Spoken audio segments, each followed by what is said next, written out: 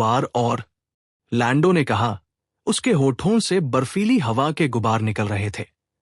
उसने ऐसा व्यवहार किया जैसे कुछ हुआ ही न हो।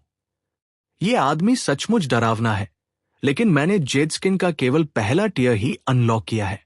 अगर मैं भी हफ्डीफाइड होता तो वो इतना अकड़ नहीं रहा होता। वीर 2 कदम पीछे हटा और उसने माथे पर शिकन डाली।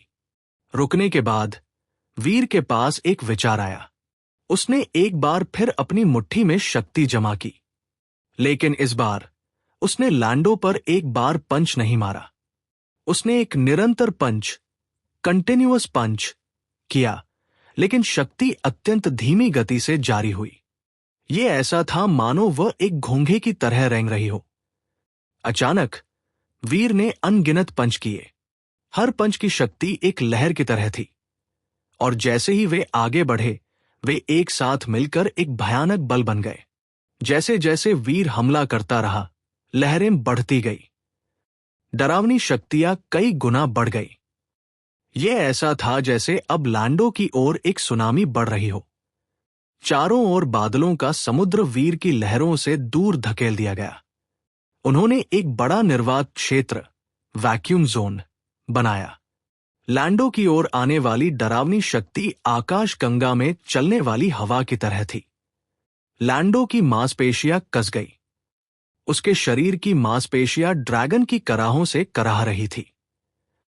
उसने इससे बचने की कोशिश नहीं की। उसने बस वीर द्वारा जारी की गई शक्ति को सहन किया, वो शक्ति जो कई बार गुणा हो चुकी थी। पांग! वीर की शक्ति लैंडो के शरीर पर पड़ी, जिससे उसका कवच, आर्मोर, नष्ट हो गया। हमले की वह गुणित शक्ति, मल्टीप्लाइड फोर्स, दिमाग को चकरा देने वाली थी। लैंडो का किंग क्लास आर्मोर धूल में बदल गया और शेष टुकड़े हर जगह बिखर गए। वे उसके चारों ओर छोटे तारों के बादल की तरह चमक रहे थे। लेकिन जब भयानक शक्ति लैंडो की मांसपेशियों से टकराई, तो रक्त वाहिकाओं, ब्लड वेसल्स, को इतनी अच्छी तरह से उजागर किया गया कि वे टैटू की तरह दिखती थी। शॉकवेव जैसा हमला लैंडो की मांसपेशियों से टकराया और हमला चकनाचूर हो गया। लैंडो का शरीर अक्षत, अनइंजर्ड रहा। क्या शक्तिशाली शरीर है! वीर ने सदमे में लैंडो की ओर देखा। हालांकि वीर को उम्मीद नहीं थी कि वो उस वार से लैंडो को हरा देगा, लेकिन उसे उम्मीद थी कि वो आदमी लड़खड़ाकर पीछे हट जाएगा। हालांकि वो जरा भी नहीं हिला। इससे वीर डर गया। तुम्हारे पास अब बस एक वार बचा है। लैंडो का शरीर पूरी तरह से नग्न था। उसकी मजबूत छाती पर एक ड्रैगन का टैटू अंकित था। बोलते समय उसका चेहरा भावहीन था। वीर थोड़ी देर के लिए चुप रहा और फिर उसने अपना थंडर गॉड स्पाइक बाहर निकाला। उस स्थिति में अब बड़े हथियार, बिग गन्स, बाहर निकालने का समय आ गया है। मुझे उम्मीद है कि तुम बाद में जो होने वाला है उसके लिए मुझे दोषी नहीं ठहराओगे। थंडर गॉड स्पाइक एक बहुत विनाशकारी उपकरण नहीं था, लेकिन इसकी लकवाग्रस्त शक्ति, पैरालिटिक पावर को सहन करना मुश्किल था। एक डीफाइड प्राणी भी इस हथियार के वार को महसूस करेगा। लैंडो कितना भी मजबूत क्यों न हो, वो एक डीफाइड से ज्यादा मजबूत नहीं हो सकता था। यह सब सोचते हुए वीर ने अपनी शक्ति थंडर गॉड स्पाइक में डाल दी। शक्ति थंडर गॉड स्पाइक पर कड़कड़ा उठी, जिससे उत्तरी रोशनी की तरह लहराते रंग फूट पड़े। तुम सचमुच इस चीज से चकमा नहीं देने वाले? वीर ने थंडर गॉड स्पाइक उठाते हुए और लैंडो की ओर देखते हुए पूछा। लैंडो ने जवाब नहीं दिया, लेकिन वीर के लिए जल्दी करने और काम को आगे बढ़ाने की एक स्पष्ट, हालांकि अनकही इच्छा थी। वीर इससे ठीक था। उसने अपना थंडर गॉड स्पाइक उठाया, जिसका लक्ष्य लैंडो के सिर पर वार करना था। वो जानता था कि वो उस आदमी का सिर नहीं फोड़ पाएगा, लेकिन स्पाइक जो भारी मात्रा में शक्ति प्रदान कर सकता था, उसे लैंडो को हिलाने के लिए पर्याप्त होना चाहिए। पांग! थंडर गॉड स्पाइक के चारों ओर कड़कड़ाती बिजली लैंडो के सिर के किनारे से जुड़ी और चांदी की धारियां सीधे उसकी खोपड़ी, स्कल, में चली गई। लैंडो का सिर पीछे हट गया। वीर इस बात से बहुत खुश था और उसने सोचा कि यह निश्चित रूप से काम कर जाएगा। लेकिन लैंडो ने केवल अपना सिर हिलाया, उसका पूरा शरीर नहीं हिला। लैंडो के सिर पर चांदी की रोशनी फैली और उसके बालों से सफेद धुआं निकला, लेकिन उसने वार पर प्रतिक्रिया नहीं दी। उसने अपनी गर्दन सीधी की और जबकि बिजली अभी भी थंडर गॉड स्पाइक पर चमक रही थी, इससे उसे कोई फर्क नहीं पड़ा। वीर जम गया। वो बोलने के लिए शब्द नहीं जुटा सका। उसका शरीर भी मजबूत था, लेकिन वह भी उस वार को सहन नहीं कर पाता जो उसने अभी अभी दिया था। लैंडो की प्रतिक्रिया की पूरी कमी चौंकाने वाली थी। लैंडो ने थंडर गॉड स्पाइक को छूने के लिए अपनी उंगलियों का इस्तेमाल किया। उसने उसे एक तरफ धकेल दिया और कहा, मेरा शरीर पहले ही नष्ट हो चुका है। मेरे अंदर कोई संवेदना, सेंसेशन नहीं है। दर्द, सुन्नता और चक्कर आना मेरे शरीर में मौजूद नहीं है। बिजली द्वारा लाई गई सुन्न करने वाली शक्ति, नंबिंग इफेक्ट, मुझ जैसे किसी व्यक्ति के खिलाफ अप्रभावी है। इसने बस मुझे बिजली का एक छोटा सा गुनगुनाहट बस दी। मैं समझ गया। कोई आश्चर्य नहीं कि थंडर गॉड स्पाइक ने तुम पर काम नहीं किया। वीर ने एक व्यंग्यात्मक मुस्कान के साथ कहा, चलो चलते हैं। लैंडो जाने के लिए मुड़ा। वीर एक पल के लिए झिझका, लेकिन उसने पीछा किया। उसके भागने की कोई योजना नहीं थी। तुम अपना वादा निभाने की योजना बना रहे थे। लैंडो ने वीर की ओर देखा।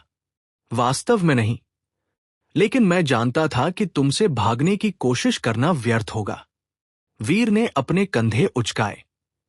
तुम एक ईमानदार आदमी हो, लैंडो ने आश्चर्य से कहा। वीर ने कुछ नहीं कहा, लेकिन अंदर ही अंदर उसने सोचा, मैं ये भी नहीं बता सकता कि हम किस दिशा में जा रहे हैं। मुझे यह भी नहीं पता कि बार्बी कहाँ है। टियांक्सिया सिस्टम के चारों ओर भागने से कुछ हल नहीं होगा। मेरे पीछे लैंडो जैसे कई लोग होंगे। अभी उसके पीछे चलना सबसे अच्छा है। अगर मुझे आगे कोई परेशानी होती है तो वो मेरी रक्षा करेगा।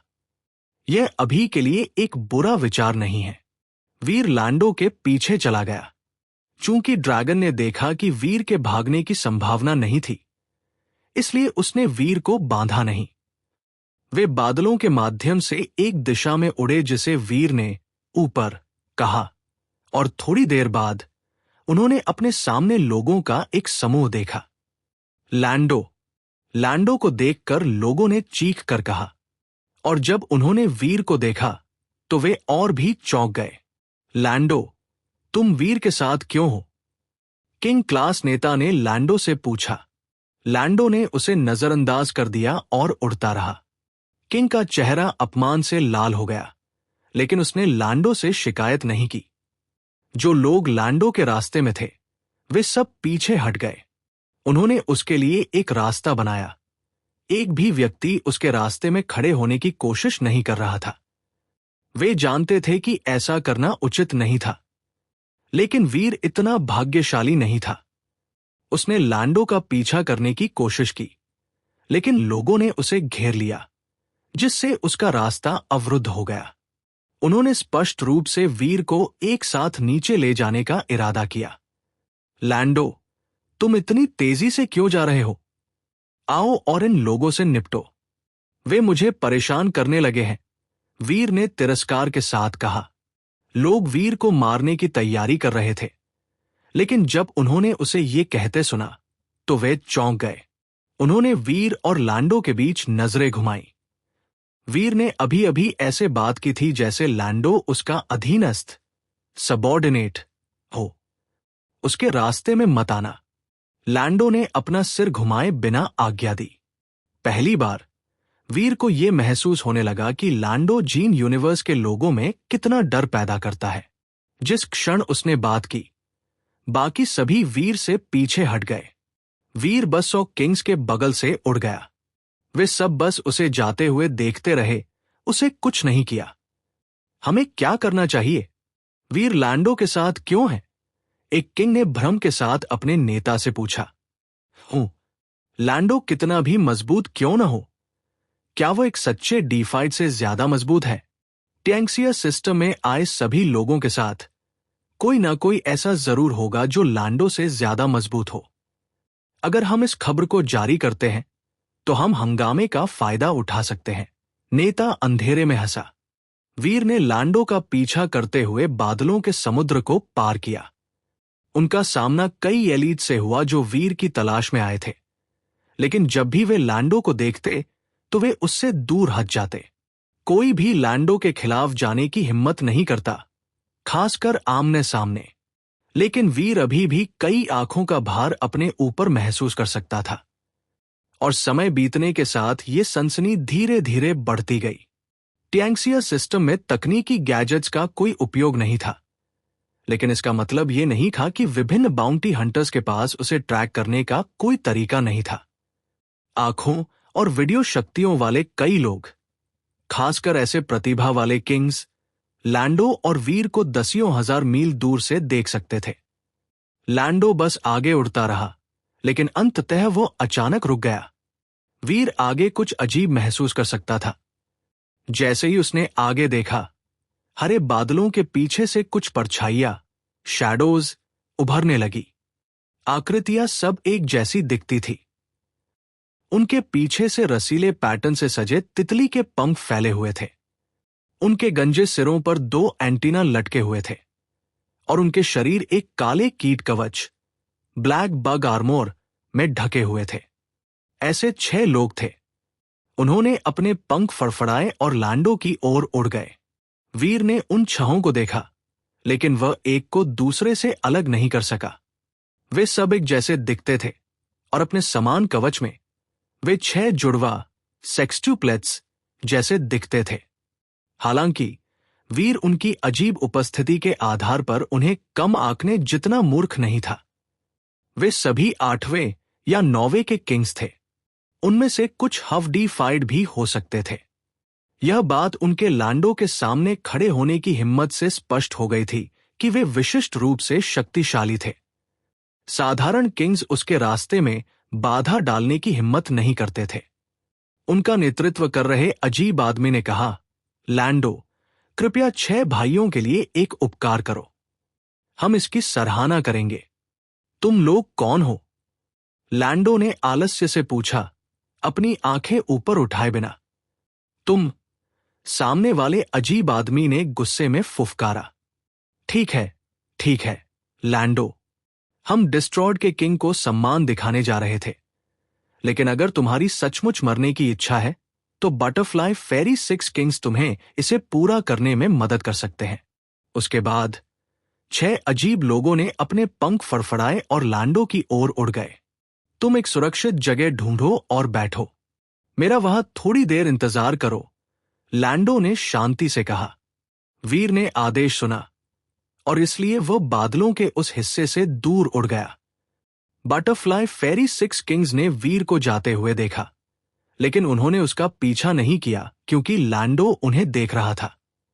इसलिए उन्होंने लैंडो को घेरने और उससे निपटने का फैसला किया और फिर वीर के पीछे जाने का। वीर पीछे मुड़े बिना उड़ता रहा।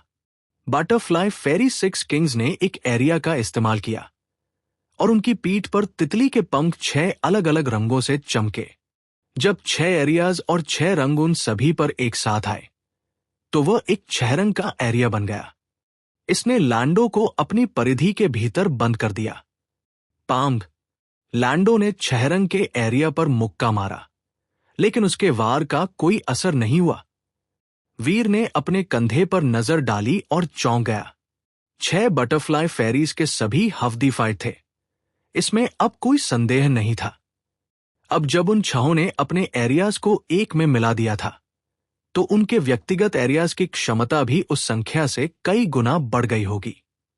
अगर लैंडो की शक्ति उस एरिया को तोड़ने के लिए पर्याप्त नहीं थी, तो इसमें कोई आश्चर्य नहीं था कि उन्होंने वीर को खुद पकड़ने के लिए उसे धमकी देने की हिम्मत की थी।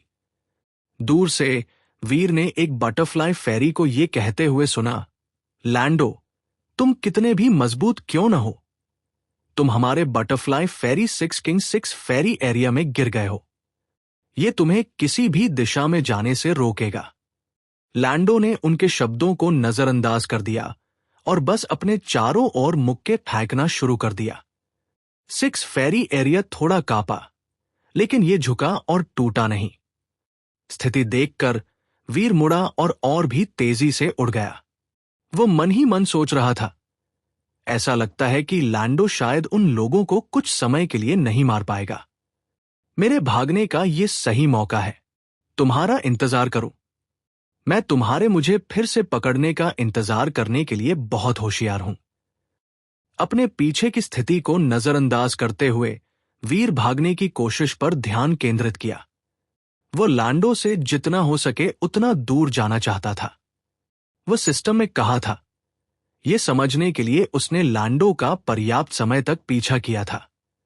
हालांकि वो ये ठीक ठीक निर्धारित नहीं कर सका कि बार्बी कहाँ थी।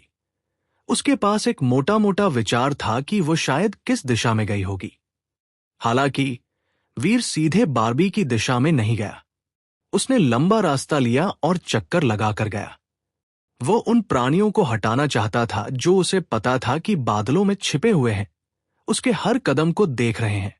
लेकिन इतनी तेजी से और इतनी दूर यात्रा करने के बावजूद वीर को किसी ने नहीं रोका।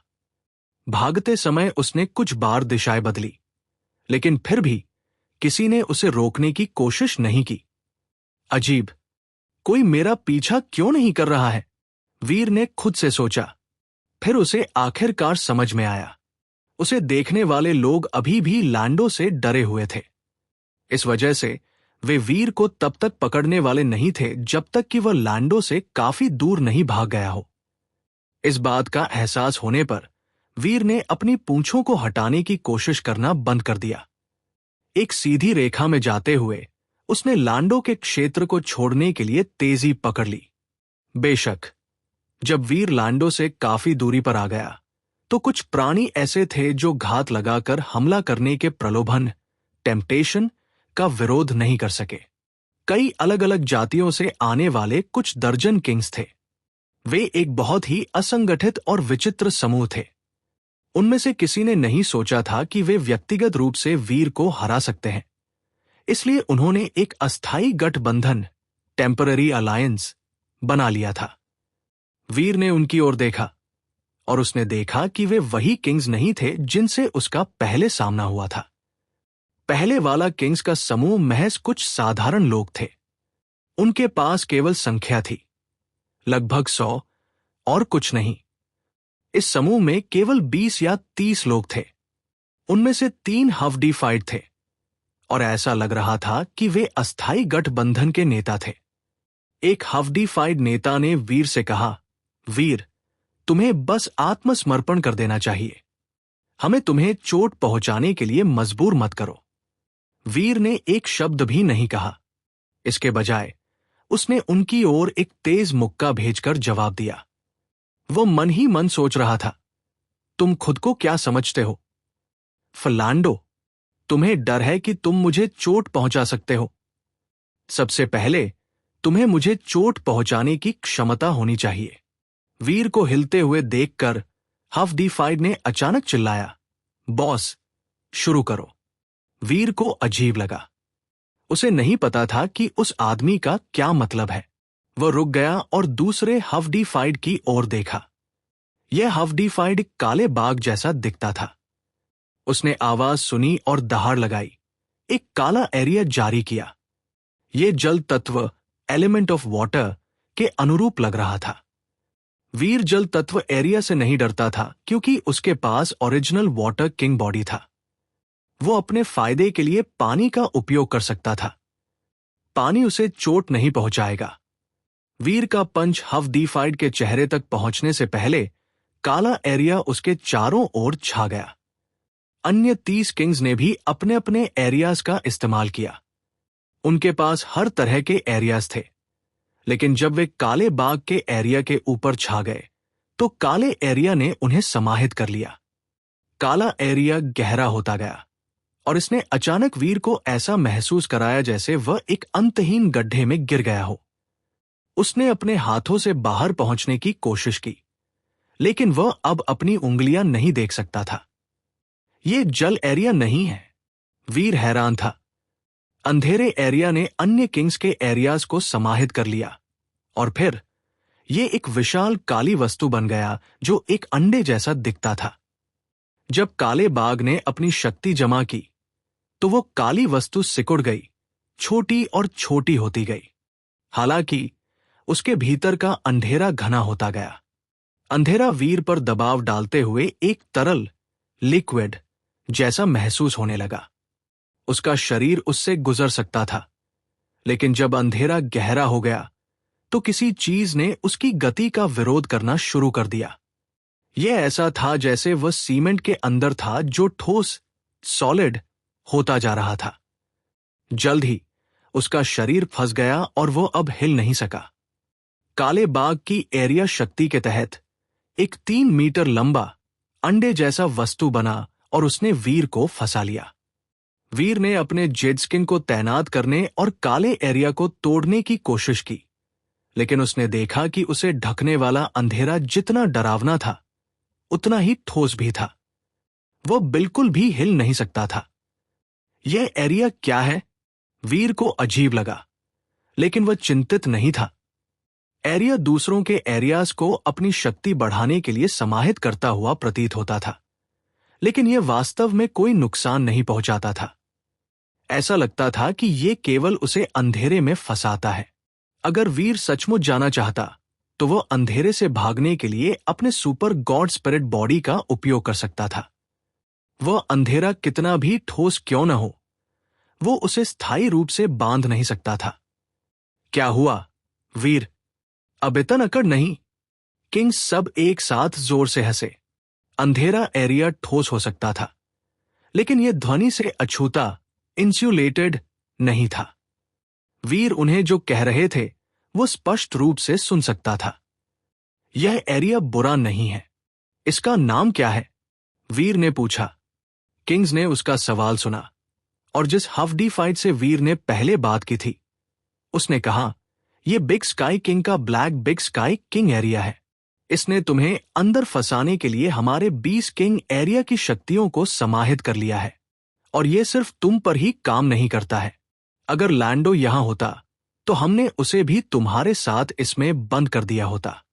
अगर यह सच होता तो जब लैंडो आसपास था तो तुमने मुझे पकड़ने की कोशिश क्यों नहीं की? वीर ने मनोरंजन के साथ पूछा। हम डिस्ट्रॉयड के शासक को नाराज नहीं करना चाहते थे, किंग ने जवाब दिया। हमें उससे बात करने की जरूरत नहीं है। चलो उसे एक्सट्रीम किंग के पास ले चलते हैं ताकि हम इनाम, बाउंटी इकट्ठा कर सके। दूसरे हफ्डीफाइड ने बातचीत को बीच में काटते हुए कहा। वीर ने अंधेरे को हिलना शुरू होते हुए महसूस किया।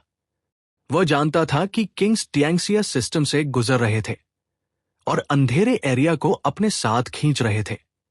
वीर ने प्रोफेसर मंत्रा एरिया का उपयोग करके अंधेरे एरिया का बेहतर दृश्य प्राप्त करने की कोशिश की। उसने देखा कि अंधेरे एरिया को बनाने वाले पदार्थ कसकर बुने हुए थे, लगभग एक पदार्थ श्रृंखला, सब्सटेंस चेन की तरह। यह एक बहुत शक्तिशाली एरिया है। यह एक पदार्थ श्रृंखला बनाने के लक्षण दिखा रहा है। शायद यह काला बाघ डीफाइड बनने की कगार पर है, वीर ने मन ही मन सोचा। काले एरिया ने दूसरों के एरियाज को बहुत कठिन होने के लिए अवशोषित कर लिया। वीर ने सुपर स्पैंक का इस्तेमाल किया, लेकिन वह इसे अभी भी तोड़ नहीं सका। उसने थोड़ी देर के लिए विश्राम लेने का फैसला किया। वह फिर से कोशिश करने से पहले अपनी ऊर्जा ठीक करने जा रहा था। किंग्स बहुत उत्साहित थे। उन्होंने अंडे जैसे एरिया को टियांगसिया सिस्टम के किनारे की ओर खींचा, लेकिन थोड़ी देर बाद ही वीर ने अपनी जेल के बाहर से एक चीख सुनी। वह चीख उस हफ्डीफाइड की थी जिसने पहले वीर से बात की थी। उस चीख के बाद वीर ने कुछ ऐसा सुना जो अंतरिक्ष के फटने जैसा लग रहा था, और फिर सब कुछ शांत हो गया। वीर सुनता रहा, लेकिन उसे कोई अन्य आवाज नहीं सुनाई दी। उस शुरुआती चीख के अलावा सुनने के लिए कोई अन्य आवाज नहीं थी। ऐसा लग रहा था जैसे सभी किंग्स और हफ्डीफाइड लोग अचानक पहाड़ियों की ओर भाग गए हों। अजीब, अगर उन्होंने कोई दुश्मन देखा होता तो उन्हें कुछ कहना चाहिए था। केवल एक चीख और फिर चुप्पी क्यों थी? क्या वे सब आवाज निकालने से पहले ही मारे गए? वीर ने मन ही मन सोचा। कच्चा। जैसे ही वीर विचार कर रहा था कि क्या हुआ होगा, उसने अचानक चट्टानों के टूटने जैसी आवाज सुनी। फिर प्रकाश की एक किरण उस अंधेरे को तोड़कर निकल गई जिसने उसे घेर रखा था। विशाल अंडा चटक गया और उसकी सतह पर रोशनी का एक वेबवर्क फैल गया। यह अंततः पूरी तरह से टूट गया, जिससे वीर आजाद हो गया। हालांकि वीर ने आगे जो देखा उससे वह चौंक गया। लैंडो वहां शांत भाव से उसकी ओर देखते हुए मंडरा रहा था। वीर ने अजीब तरह से अपने हाथ में खांसा। मुझे डर था कि तुम बटरफ्लाई फेरी 6 किंग्स को हरा नहीं पाओगे, इसलिए मैं शायद जितना दूर जाना चाहिए था उससे ज्यादा दूर भाग गया। मैं इन लोगों द्वारा पकड़ा गया और जहां तुम अभी हो वहां लाया गया। वीर उन लोगों द्वारा ले जाया जाना चाहता था क्योंकि उसे उम्मीद थी कि वे उसे लैंडो से और दूर ले जाएंगे। लेकिन ऐसा लग रहा था कि वह योजना उस तरह से काम नहीं कर पाई जैसा उसने उम्मीद की थी। चलो चलते हैं, लैंडो ने और कुछ नहीं कहा। वो मुड़ा और उड़ने लगा। वीर फिर से लैंडो के पीछे आ गया, लेकिन जैसे ही वे उड़े उसने मन ही मन सोचा, वो मुझे इतनी जल्दी कैसे ढूंढ पाया? भले ही वो बटरफ्लाई फेरी 6 किंग्स को आसानी से हराने में सक्षम था, मैंने जानबूझकर एक ऐसा रास्ता लिया था जिसका पीछा करना मुश्किल होता। और ये टिएंगसिया सिस्टम काफी हद तक एक भूल भुलैया मेस। वो इतने कम समय में कैसे बता पाया कि मैं कहां हूं? वीर जानता था कि वो कुछ महत्वपूर्ण चूक रहा है। उसने तुरंत अपने शरीर की जांच करने के लिए प्रोफेसर मंत्रा का इस्तेमाल किया। जल्द ही उसे अपनी एक उंगली में कुछ असामान्य महसूस हुआ। उसकी उंगलियों की त्वचा ठीक थी, लेकिन उसके बाएं हाथ की एक उंगली की हड्डी पर एक टैडपोल के आकार का निशान था। वो निशान छोटा था और उसने कोई शक्ति भी जारी नहीं की। वीर ने उस पल तक उसकी उपस्थिति पर ध्यान भी नहीं दिया था। अगर उसे शक नहीं हुआ होता और उसने अपने शरीर को स्कैन करने के लिए प्रोफेसर मंत्रा का उपयोग नहीं किया होता, तो उसे अपनी एक हड्डी पर वह अजीब ग्रे प्रतीक नहीं मिला होता। वीर को याद आया कि लैंडो ने उसकी कुछ उंगलियों पर वार किया था और उन्हें तोड़ा था। वह निशान उसी वार के दौरान लगाया गया होगा, इसलिए वह मुझे शारीरिक रूप से बांधे बिना इतना सुरक्षित महसूस करता है। ऐसा इसलिए है क्योंकि उसके पास पहले से ही मेरे ऊपर एक ट्रैकर है। हर जगह ट्रैक किए जाने के विचार ने वीर को बहुत असहज कर दिया। लेकिन वह ग्रे निशान वीर को नहीं रोकेगा। उसे हटाना भी आसान था। उसे बस अपने सुपर गॉड स्पिरिट बॉडी का उपयोग करना था। लेकिन वीर ने अभी तक इसके बारे में कुछ नहीं किया। वो शांत रहा और ऐसे ढोंग किया जैसे निशान का पता नहीं चला हो। उसने लैंडो का पीछा करना जारी रखा। लैंडो, क्या तुमने उन बटरफ्लाई फेरी 6 किंग्स को मार डाला?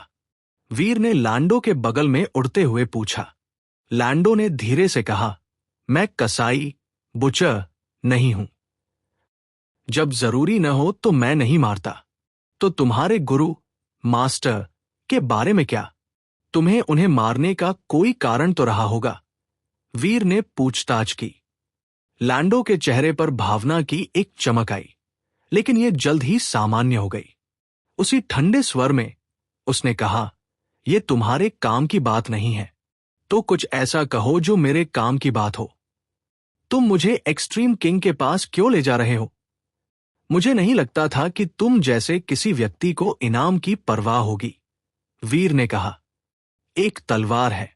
लैंडो बातचीत करने के लिए एक अच्छा व्यक्ति लग रहा था। वह गुरु हत्यारे, टीचर स्लेइंग मर्डर जैसा नहीं लग रहा था जिसके बारे में किंवदंतियां बताती थी। वीर ने कल्पना की थी कि उस आदमी से बात करना मुश्किल होगा, लेकिन ऐसा नहीं था। कौन सी तलवार इतनी लायक हो सकती है? अगर तुम्हें एक हथियार चाहिए, तो मैं तुम्हें एक डिफाइड वेपन दे सकता हूं। तुम पाओगे कि मेरे साथ व्यापार करना एक्सट्रीम किंग की तुलना में आसान है। वीर और जानना चाहता था। मुझे केवल वह तलवार चाहिए, लैंडो ने आगे बढ़ते हुए कहा। वो वीर को देखने के लिए नहीं मुड़ा। एक तलवार जिसके लिए तुम्हें एक जीवन का व्यापार करना पड़ता है, वो बहुत खास होनी चाहिए। तुम मुझे क्यों नहीं बताते कि इस तलवार में क्या खास है? वीर ने जिज्ञासा से कहा। लैंडो ने जवाब नहीं दिया।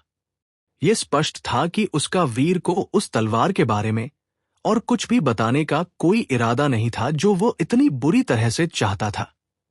वीर कुछ और कहने वाला था, लेकिन उसने अचानक बादलों के माध्यम से उनकी ओर दौड़ती हुई किसी चीज की आवाज सुनी। यह एक साथ दौड़ते हुए हजारों घोड़ों जैसा लग रहा था। उसने अपना सिर उठाया और यूनिकॉर्न के एक समूह को बादलों के माध्यम से कूदते हुए देखा। वे सफेद के एक अंतहीन समुद्र की तरह दिखते थे। लैंडो के चेहरे से सारी भावना चली गई। उसने वीर से बात की, कहा, खुद की रक्षा करो। अब वीर को एक और कारण पता चला कि लैंडो ने उसे क्यों नहीं बांधा था। लैंडो जानता था कि एक्सट्रीम किंग का रास्ता सुरक्षित नहीं होगा। अगर उसे लड़ाई में वीर को पकड़कर रखना पड़ता तो यह बहुत ज्यादा परेशानी होती। वीर को खुद से भागने देना लैंडो को उन पर हमला करने वाले किसी भी व्यक्ति पर अपना ध्यान केंद्रित करने की अनुमति देगा। तुम बहुत गणक, कैलकुलेटिंग हो, लेकिन तुमने मुझे कम आंका है। मैं वीर हूं। तुम्हें लगता है कि महज एक ट्रैकिंग मार्क मुझे हरा सकता है? वीर ने पापपूर्ण, सिनिस्टरली तरीके से हंसा, लेकिन वह डींग मारने के लिए वहां नहीं रुका। वो विपरीत दिशा में भाग गया। अपने भागने के प्रयास में उसे ज्यादा देर नहीं हुई थी कि उसने एक और बादल से सोने के यूनिकॉर्न्स के एक समूह को अपनी ओर आते देखा। वे हर जगह थे, और ये सोने वाले उतने ही थे जितने कि दूसरी ओर सफेद यूनिकॉर्न थे। ओश, इतने सारे ज़ेनोजेनिक्स क्यों हैं? वीर ने अपनी चाकू निकाली और सीधे यूनिकॉर्न के झुंड में भाग गया। तलवार की रोशनी चमकी। हर जगह खून था।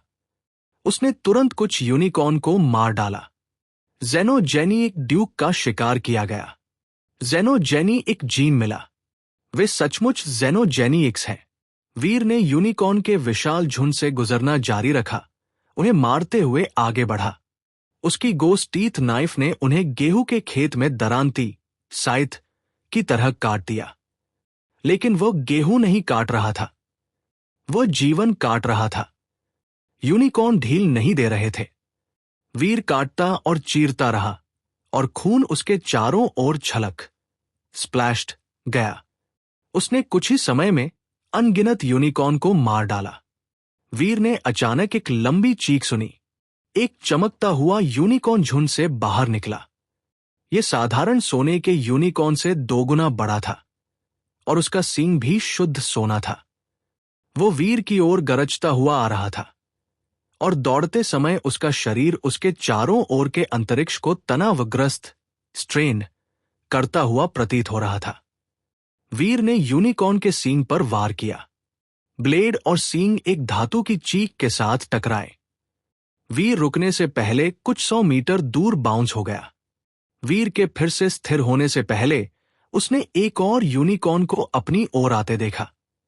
ये अगला वाला काला था, और वह एक भयानक मात्रा में शक्ति विकिरण रेडिएटेड कर रहा था। वो विशाल सोने के यूनिकॉर्न से कमजोर नहीं था। वीर ने काले यूनिकॉर्न की ओर एक पंच भेजा। बर्फ की रोशनी काले यूनिकॉर्न पर गिरी, लेकिन प्राणी एक काली रोशनी से चमका। ऐसा लग रहा था जैसे एक ढाल, शील्ड, प्रकट हुई हो, जो प्राणी के सींग की नोक से खिल रही थी। ये एक धुरी स्पिंडल के आकार की थी। बर्फ की रोशनी जब ढाल पर गिरी तो टकराकर दूर हो गई। ये प्राणी द्वारा बनाए गए फ्यूसिफॉर्म एरिया को भेदने में पूरी तरह से असमर्थ थी। पांग, काले यूनिकॉर्न ने वीर के शरीर से टकरा दिया, जिससे वो 2 हिस्सों में टूट गया। वो धूल में बदल गया, लेकिन फिर उसका असली शरीर युद्ध के मैदान के दूसरी ओर फिर से प्रकट हुआ। जैसे ही वो मुड़ा, उसने एक और बड़ा यूनिकॉर्न को अपनी ओर आते देखा। ये वाला सफेद था। ओश, सफेद यूनिकॉर्न भी मेरे लिए क्यों आ रहे हैं? क्या लैंडो वहां नहीं है? उसने ये सोचना शुरू कर दिया कि क्या लैंडो ने उसके साथ कोई चाल, ट्रिक चली है। लेकिन जब उसने करीब से देखा तो उसने लैंडो को एक इंद्रधनुषी रंग के यूनिकॉर्न के साथ लड़ाई में लगे देखा। इंद्रधनुषी रंग का यूनिकॉर्न एक इंद्रधनुषी रंग की ईश्वरीय रोशनी, गॉड लाइट, उत्सर्जित कर रहा था। लेकिन जैसे ही उसने प्रकाश को झिलमिलाते, शिमर हुए और उसके चारों ओर की वास्तविकता, रियलिटी को विकृत, वॉर्प करते हुए देखा, वो जानता था कि ये एक डीफाइड यूनिकॉर्न था। मैं इस डीफाइड जेनोजेनिक का सामना करने के लिए कितना बदकिस्मत हूं, वीर उदास महसूस किया। यहां तक कि लैंडो भी एक डीफाइड जेनोजेनिक को संभालने में सक्षम नहीं होगा। ऐसा लग रहा था जैसे स्थिति बद से बदतर होती जा रही थी। चूंकि बाकी यूनिकॉर्न लैंडो और डीफाइड यूनिकॉर्न के बीच की लड़ाई के करीब नहीं पहुंच सकते थे, इसलिए वे इसके बजाय वीर के लिए आए।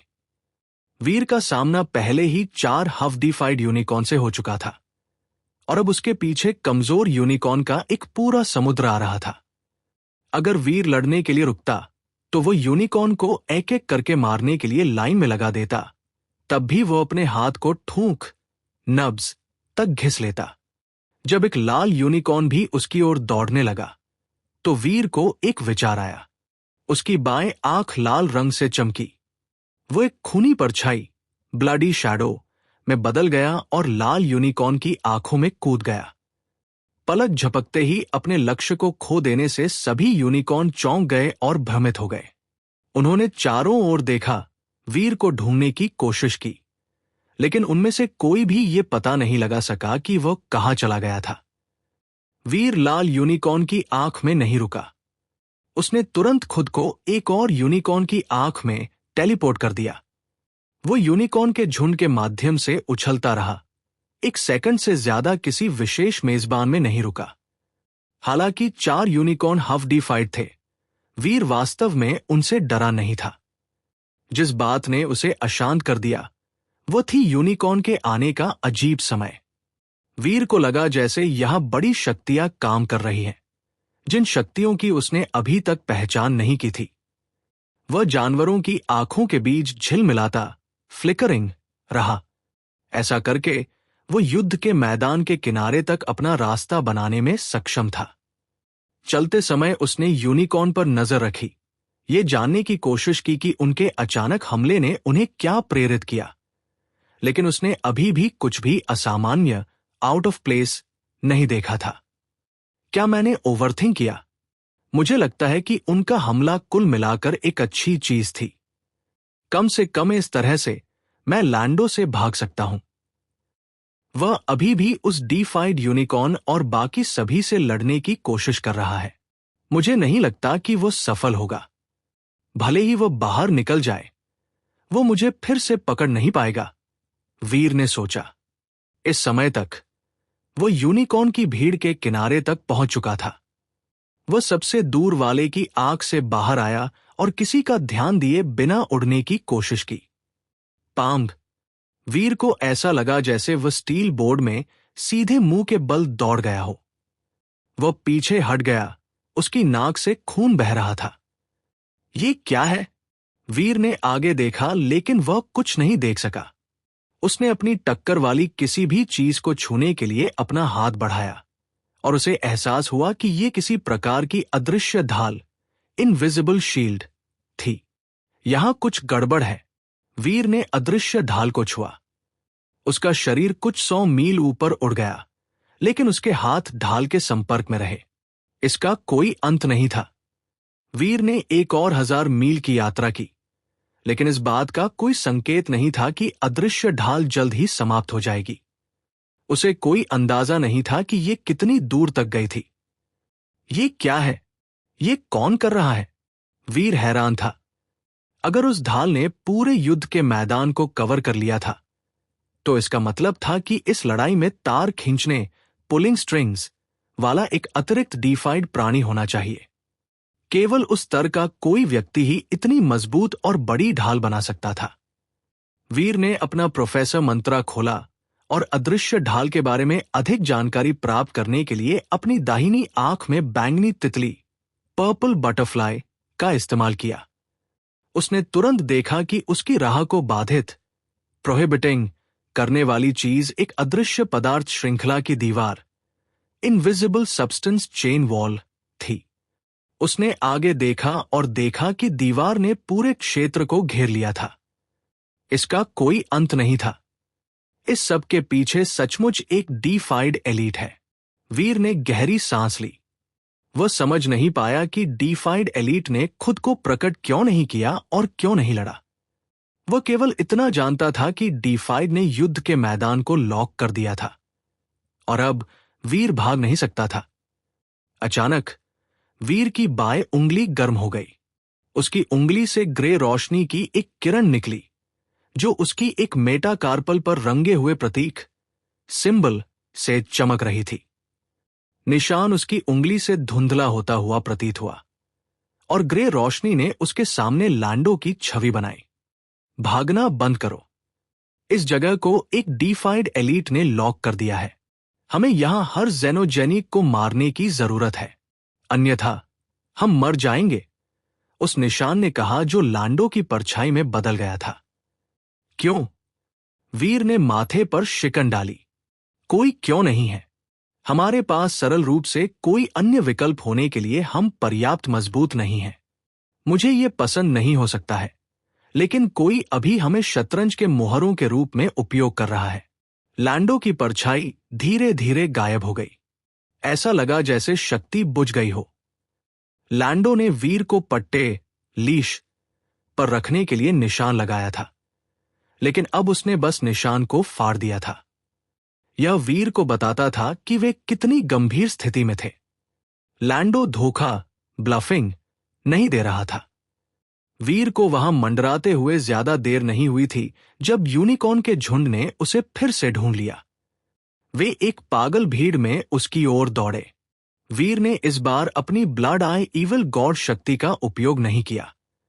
इसके बजाय उसने अपनी गोस्ट टीथ नाइफ और थंडर गॉड स्पाइक निकाली। उन्हें हाथ में लेकर वो युद्ध के मैदान में कूद गया। कुछ ही सेकंड में उसने 1 दर्जन यूनिकॉर्न को मार डाला। जेनोजेनी ड्यूक का शिकार किया गया। White unicorn. जेनोजेनी एक जीन मिला। व्हाइट यूनिकॉर्न डेविल सोल प्राप्त हुआ। कुछ और यूनिकॉर्न को मारने के बाद वीर को यह डेविल सोल घोषणा मिली। वीर ने अपनी सी ऑफ सोल में एक त्वरित नजर डाली और देखा कि यह एक माउंट डेविल सोल था। वह इसका उपयोग यात्रा के लिए कर सकता था, लेकिन यह लड़ेगा नहीं। इस स्थिति में एक माउंट का उपयोग करना व्यर्थ होगा। आसपास बहुत सारे अन्य यूनिकॉर्न थे। पैंतरेबाजी अभी अविश्वसनीय रूप से महत्वपूर्ण थी और एक माउंट का उपयोग करना बहुत बोझिल होगा। यूनिकॉर्न 7 अलग अलग रंगों में आए थे। उसने अब तक जो रंग देखे थे उनमें काला, सफेद, बैंगनी, लाल, सोना, नीला और हरा शामिल थे। प्रत्येक रंग के यूनिकॉर्न साधारण ड्यूक्स, किंग्स और हफ डीफाइड्स में विभाजित थे। प्रत्येक रंग में अलग अलग एरिया शक्तियां थी। ठीक वैसे ही जैसे डीमन बग किंग बाईसेमा जिसका उपयोग वीर पहले करता था। यूनिकॉर्न की शक्तियों को ओवरलैप किया जा सकता था और बढ़ाया जा सकता था, लेकिन जहां वीर की पुरानी ढाल एक विशुद्ध रूप से रक्षात्मक बाईसेमा थी, वहीं यूनिकॉर्न के एरियाज का उपयोग हमला करने के लिए भी किया जा सकता था। वीर को यूनिकॉर्न के समूह से निपटना था और साथ ही 7 यूनिकॉर्न किंग्स से लड़ना था। यह एक बहुत ही अव्यवस्थित लड़ाई थी। यूनिकॉर्न बस बहुत अधिक थे। हालांकि वीर यूनिकॉर्न किंग्स के साथ सीधे जुड़ने से बचने में सक्षम था। उसके हाथ कमजोर यूनिकॉर्न को मारने में ही भरे हुए थे। उसके पीछे बहने वाला खून एक नदी जैसा था। वीर के हाथ जल्द ही थक गए। धिक्कार है। क्या हो रहा है? वीर ने लैंडो की ओर देखा, जो अभी भी उस डीफाइड यूनिकॉर्न से लड़ रहा था। वीर बहुत दूर था कि वह उनकी लड़ाई को स्पष्ट रूप से नहीं देख सका। वो केवल 7 रंगों की बदलती रोशनी देख सकता था। वह जानता था कि डीफाइड यूनिकॉर्न का पलड़ा भारी था। लैंडो को प्राणी के हमलों से निपटने में कठिनाई हो रही थी। मुझे उम्मीद है कि उसके बारे में किंवदंतियां सच है और वो वास्तव में एक डीफाइड ज़ेनोजेनिक को नीचे गिरा सकता है। अगर वे कहानियां सच नहीं हैं, तो मुझे नहीं लगता कि वो बहुत देर तक टिक पाएगा। वीर ने अपने दांत पीसे। जब वीर और लैंडो लड़ रहे थे, तो बादलों के ऊपर एक विशाल कछुआ मंडरा रहा था। वह विशाल कछुआ अपनी पीठ पर एक पवेलियन ले जा रहा था। एक ड्रैगन आदमी और डिस्ट्रॉयड का एक डीफाइड एक साथ चाय पी रहे थे। ड्रैगन आदमी के पीछे एक महिला ड्रैगन सेवक थी, जिसके पास एक वंजीय रूबिक्स क्यूब था। वह वीर और लैंडो की लड़ाई को फिल्मा रही थी। जिन यूनिवर्स में हर व्यक्ति इस जबरदस्त लड़ाई को देख रहा था। क्लोज, ऐसा नहीं लगता कि तुम जीतने वाले हो। ड्रैगन आदमी ने चाय पी और डिस्ट्रॉयड पर मुस्कुराया। जीतना या हारना, मेरे लिए सब एक जैसा है। अगर मैं हार जाता हूं, तो तुम लैंडो और वीर को ले सकते हो। मैं उसमें बाधा नहीं डालूंगा। लेकिन अगर तुम हार जाते हो, तो क्या तुम हमारी शर्तों को धोखा नहीं दोगे? Dragon one. बोलते समय क्लोज की 6 आंखें ड्रैगन आदमी को देख रही थी। हम ड्रैगन हमेशा अपना वादा निभाते हैं। अगर लैंडो और वीर इन सभी यूनिकॉर्न को मार सकते हैं और बच सकते हैं, तो ड्रैगन टैंक्सिया सिस्टम छोड़ देगा और इस मामले में सभी भागीदारी समाप्त कर देगा। ड्रैगन वन ने दृढ़ता से कहा। हालांकि ड्रैगन आदमी को ड्रैगन वन कहा जा रहा था, वो वही ड्रैगन वन नहीं था जिसे वीर ने पहले देखा था। यह पिछली पीढ़ी का ड्रैगन वन था। उस स्थिति में चलो परिणाम का इंतजार करते हैं। क्लोज ने अपनी चाय का प्याला पकड़ा और एक घूंट लिया। वो काफी आराम से लग रहा था। ड्रैगन वन देख सकता था कि क्लोज चिंतित नहीं लग रहा था। उसने मुस्कुराया और पूछा, क्या तुम लैंडो के उस डीफाइड यूनिकॉर्न द्वारा मारे जाने से डरते नहीं हो? अगर ऐसा होता है, तो तुम डिस्ट्रॉयड के किंग को क्या बताओगे? वो सिर्फ एक सेवक है। अगर वह एक्सट्रीम किंग में शामिल होता है, तो वह जानता है कि वह डिस्ट्रॉयड से अपने संबंधों को बलिदान कर सकता है। क्लोज ने धीरे से कहा। उसके चेहरे पर एक मांसपेशी भी नहीं हिली। उसके बाद क्लोज की अभिव्यक्ति रुचि भरी हो गई। उसने ड्रैगन वन की ओर देखा और कहा, मुझे डर है कि लैंडो को पकड़ने का ये ड्रैगन्स का सबसे अच्छा मौका है। अगर तुम विफल रहते हो, तो तुम ड्रैगन्स के किंग को ये कैसे समझाओगे? लैंडो को मरना है। तुम्हें सचमुच लगता है कि वह अकेले एक डीफाइड प्राणी को हरा सकता है? ड्रैगन वन ने वापस गोली मारी। उसकी आवाज उपहास, डिरिजन से भरी हुई थी। वीर अभी भी वहां है। क्लोज हंसा। वो सिर्फ एक पहले का किंग है। इससे कोई फर्क नहीं पड़ता कि वो कितना अनुभवी हो सकता है। वो एक मजबूत चींटी से ज्यादा नहीं है। Dragon one गुर्राया। क्लोज ने और कुछ नहीं कहा। उसने वंजीय रूबिक्स क्यूब पकड़े हुए ड्रैगन सेवक को देखा और कहा, मुझे विश्वास नहीं हो रहा है कि तुम जैसा मजबूत और स्मार्ट व्यक्ति 1000 ट्रेजर्स अलायंस की लाइव स्ट्रीम का अपने फायदे के लिए उपयोग करने का फैसला किया है। संसाधन चाहे जो भी हो, मैं उसका उपयोग करने के तरीके ढूंढ सकता हूं। ड्रैगन वन ने एक ठंडी मुस्कान के साथ कहा। जिन यूनिवर्स में सभी प्राणी अगर उनके पास समय था तो इस स्ट्रीम को देख रहे थे। लेकिन ड्रैगन वन जिस वीडियो को स्ट्रीम कर रहा था, वो उन पिछले वीडियो जितना पॉलिश नहीं था जो ट्रेजर आइडेंटिफायर एल्डर से आए थे। उसके पास वीडियो को संभालने के लिए एक पेशेवर टीम नहीं थी। इसलिए उसने बस चीजों को 1 मिनट के रूप में, जैसे ही वे हुई, प्रसारण नेटवर्क पर सीधे चला दिया। कोई संपादन या सफाई नहीं थी। तो कई प्राणी ये देखने में असमर्थ थे कि लैंडो वास्तव में एक डीफाइड यूनिकॉर्न से लड़ रहा था। वे केवल चमकती रोशनी का एक वीडियो देख सकते थे। ये उन रोशनी की तरह था जो आप दुनिया के अंत में देखेंगे। वीर की लड़ाई में उच्च स्तरीय किंग्स और ड्यूक्स थोड़ा और समझ पा रहे थे। इसलिए अधिकांश किंग्स, ड्यूक्स और नोबल्स ने वीर की लड़ाई को ट्यून किया। कुछ शक्तिशाली एलीट्स ने लैंडो और डीफाइड यूनिकॉर्न के खिलाफ उसकी लड़ाई पर ध्यान केंद्रित किया। वे जानते थे कि लैंडो का प्रदर्शन यह निर्धारित करेगा कि वह और वीर दोनों जीते या मरते हैं। लेकिन वे ये भी जानना चाहते थे कि लैंडो वास्तव में कितना मजबूत था। हालांकि लैंडो ने एक बार एक डीफाइड एलीट को मार डाला था। अधिकांश एलीट्स का मानना था कि कहानी में और भी कुछ होना चाहिए। आखिरकार लैंडो का शिक्षक सिर्फ एक साधारण डीफाइड नहीं था, और जिस तरह से लैंडो ने अपने शिक्षक को मारा वह दर्शाता है कि वे जानकारी चूक रहे थे। ये बहुत डरावना है। वह वीर किंग्स और हफ्डीफाइड से घिरा हुआ है, फिर भी उसने अपना फायदा नहीं खोया है। उसने इतने सारे यूनिकॉर्न को मार डाला है। वह 2 किंग यूनिकॉर्न को भी नीचे लाने में कामयाब रहा है। क्या प्रभावशाली शक्ति है! ये वास्तव में शर्म की बात है।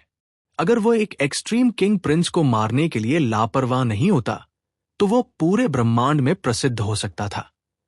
मुझे लगता है कि जो हुआ है उसके बारे में यीशा के पास सबसे ज्यादा परेशान होने का कारण है। वीर के जीन स्थिर नहीं हैं, फिर भी उसने वास्तव में उसे किंग क्लास तक बढ़ावा दिया।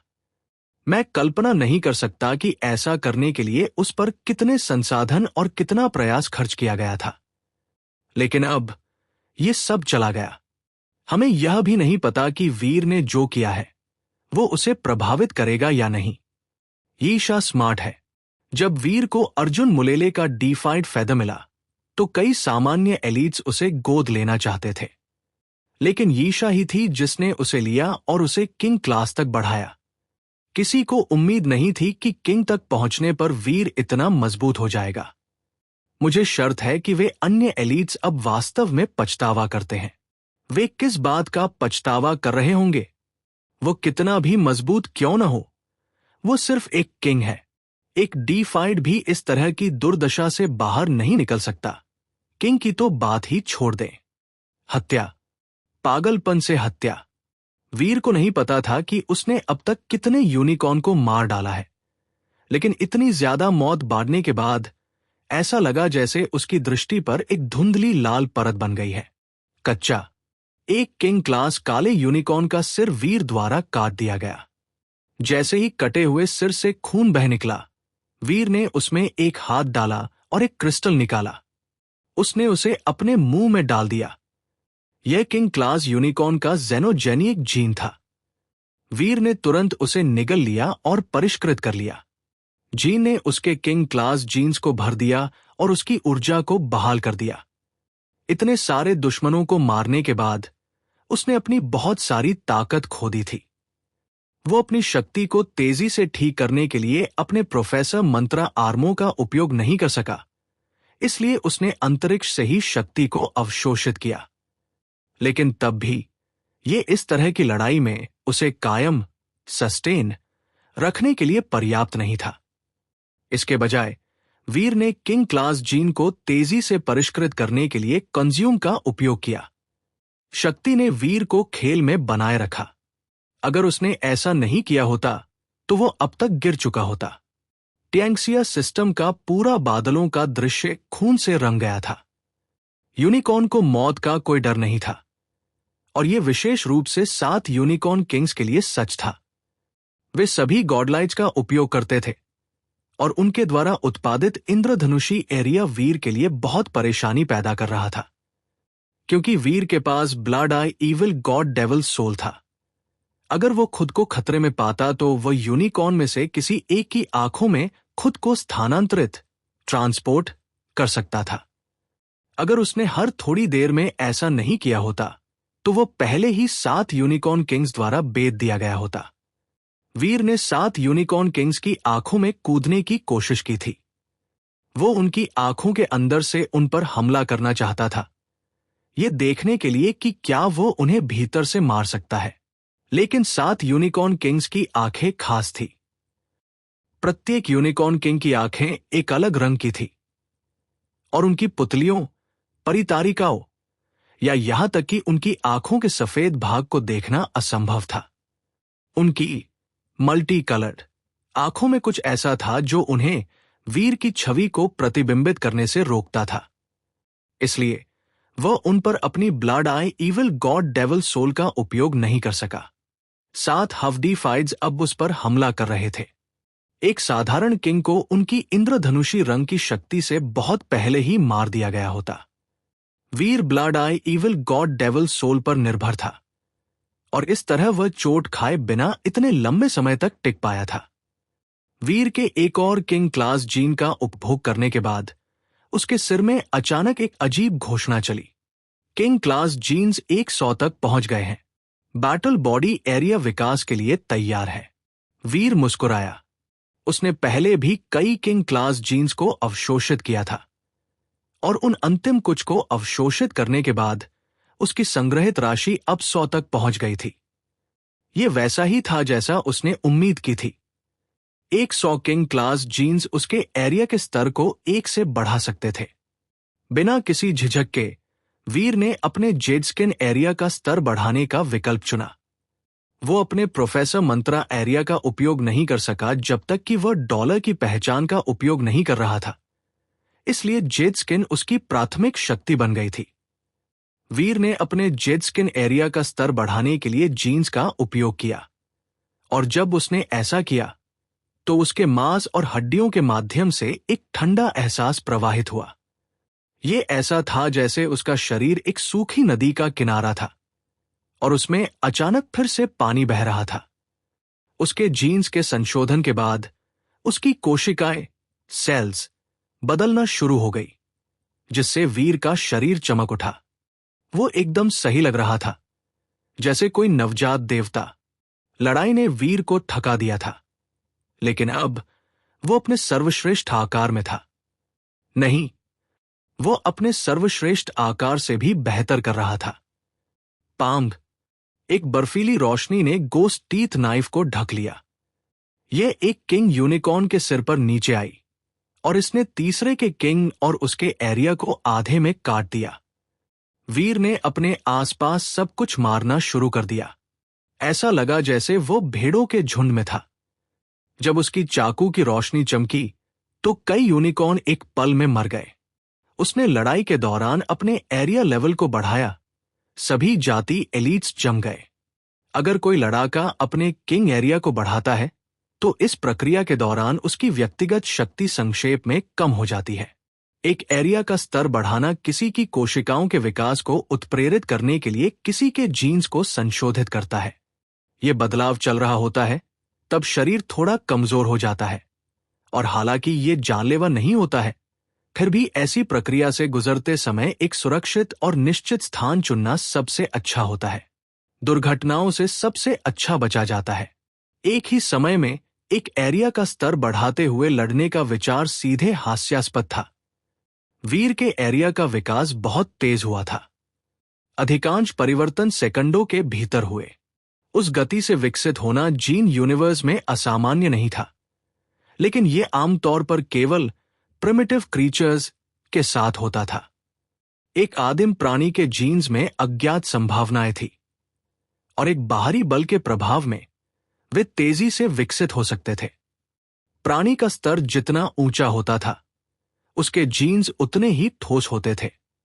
विकसित होना कठिन हो जाता था, इसलिए हर विकास की गति धीमी होती थी। वीर पहले से ही किंग क्लास था और वह सिर्फ एक सेकंड में एक पूरा टियर ऊपर चला गया। वीडियो स्ट्रीम देख रहे एलीट्स के लिए यह अविश्वसनीय लग रहा था। शायद यह इसलिए है क्योंकि उसके जीन स्थिर नहीं हैं। बहुत सारी संभावनाएं हैं और यही कारण है कि वो इतनी तेजी से विकसित हुआ, कई किंग क्लास के लोगों ने सोचा। बहरहाल वे वीर से अपनी नजरें नहीं हटा सके। जेडस्किन ने अपना दूसरा एरिया हासिल कर लिया था। वीर के शरीर की शक्ति और गति बढ़ गई थी, लेकिन यह अभी भी उसे उस 7 रंग के यूनिकॉर्न को हराने के लिए पर्याप्त नहीं होगा। पांग, वीर पागलों की तरह लड़ रहा था। आकाश में एक दरार, क्रैक दिखाई दी और वो उसकी ओर आ रही थी। पांग, अंतरिक्ष के कपड़े में उस दरार से अचानक बड़ी संख्या में यूनिकॉर्न के शरीर फट गए। वीर ने उसकी शक्ति से बचाव किया, लेकिन फिर कोई अंतरिक्ष में उस किराए से गिर गया। लैंडो, वीर चौंक गया। लैंडो ने जाहिरा तौर पर दरार पैदा की थी। लैंडो का ड्रैगन टैटू चमक रहा था। उसमें एक खूनी छेद था और छेद लैंडो के आर पार चला गया था, जिससे उसके पीछे तैरते बादल दिखाई दे रहे थे। लैंडो को इस तरह देखकर वीर को एहसास हुआ कि चीजें बहुत बुरी हो रही हैं। लैंडो उस डीफाइड यूनिकॉर्न से लड़ना जारी नहीं रख सका और अब उसके शरीर में एक विशाल छेद था। अगर लैंडो मारा जाता है तो डीफाइड यूनिकॉर्न का अगला लक्ष्य वीर होगा। वो डर क्यों नहीं सकता था?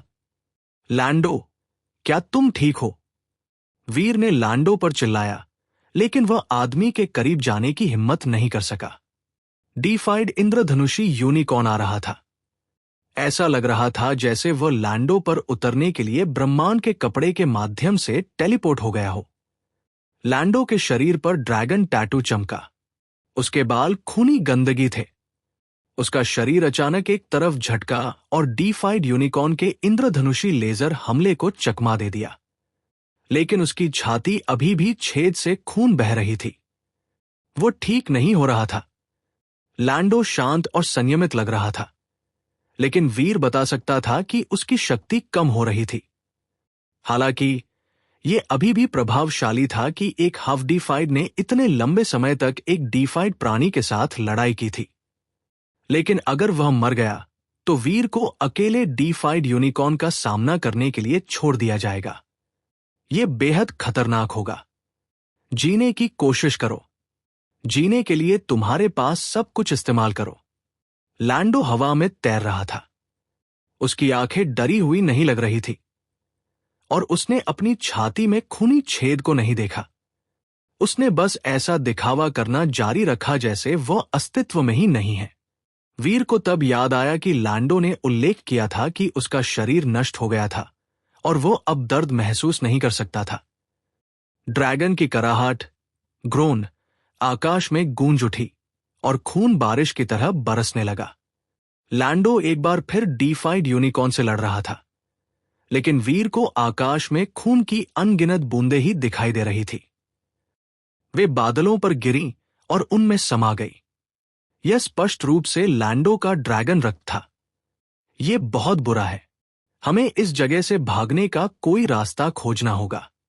वीर ने कई बार बाहर निकलने की कोशिश की थी, लेकिन उसकी शक्ति उन पदार्थ श्रृंखलाओं, सब्सटेंस चेन्स को तोड़ने के लिए पर्याप्त नहीं थी जिन्होंने उनकी अदृश्य जेल बनाई थी।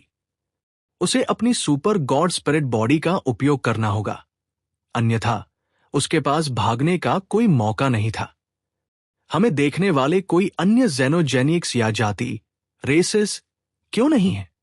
अगर कोई इस अदृश्य ढाल के परे होता तो मैं बस बाहर टेलीपोर्ट करने के लिए अपनी आंखों का उपयोग कर सकता था। वीर निराश था। वह चारों ओर देखता रहा, लेकिन उसे एक भी प्राणी दिखाई नहीं दिया। वीर ने अनुमान लगाया कि किसी ने जानबूझकर जगह को बंद कर दिया था, अन्यथा लड़ाई देखने के लिए कुछ न कुछ जरूर आता। किस तरह के लोग हमें इतनी बुरी तरह से मारना चाहते हैं? वीर ने आकाश की ओर अपना चेहरा ऊपर करके चिल्लाया। उसने लैंडो से कुछ उपयोगी जानकारी प्राप्त करने की उम्मीद की। कोई तुम्हें मारना नहीं चाहता। हम बस एक अखाड़े में लड़ने वाले बैल हैं। लैंडो की आवाज गूंजी। वह चौंकाने वाला शांत था। ऐसा लग रहा था जैसे दर्द महसूस करने में असमर्थ होने के अलावा वो अब भावनाओं को जमा नहीं कर सकता था। वीर तुरंत समझ गया कि लैंडो का क्या मतलब था। वे एक खेल में प्रतिभागी बन गए थे। वे सांडों को छेड़ने की कोशिश करने वाले मैटोर नहीं थे, जबकि दर्शक खुश थे। वे अंगूठी में लड़ने वाले कुत्ते थे। डरावने डीफाइड्स ने उन्हें व्यक्तिगत रूप से क्यों नहीं मारा? इसका कारण सरल था। डीफाइड्स को लड़ाई में ही मजा आ रहा था। चाहे वीर और लैंडो जीते या मरे, कोई ना कोई मनोरंजन करेगा ही।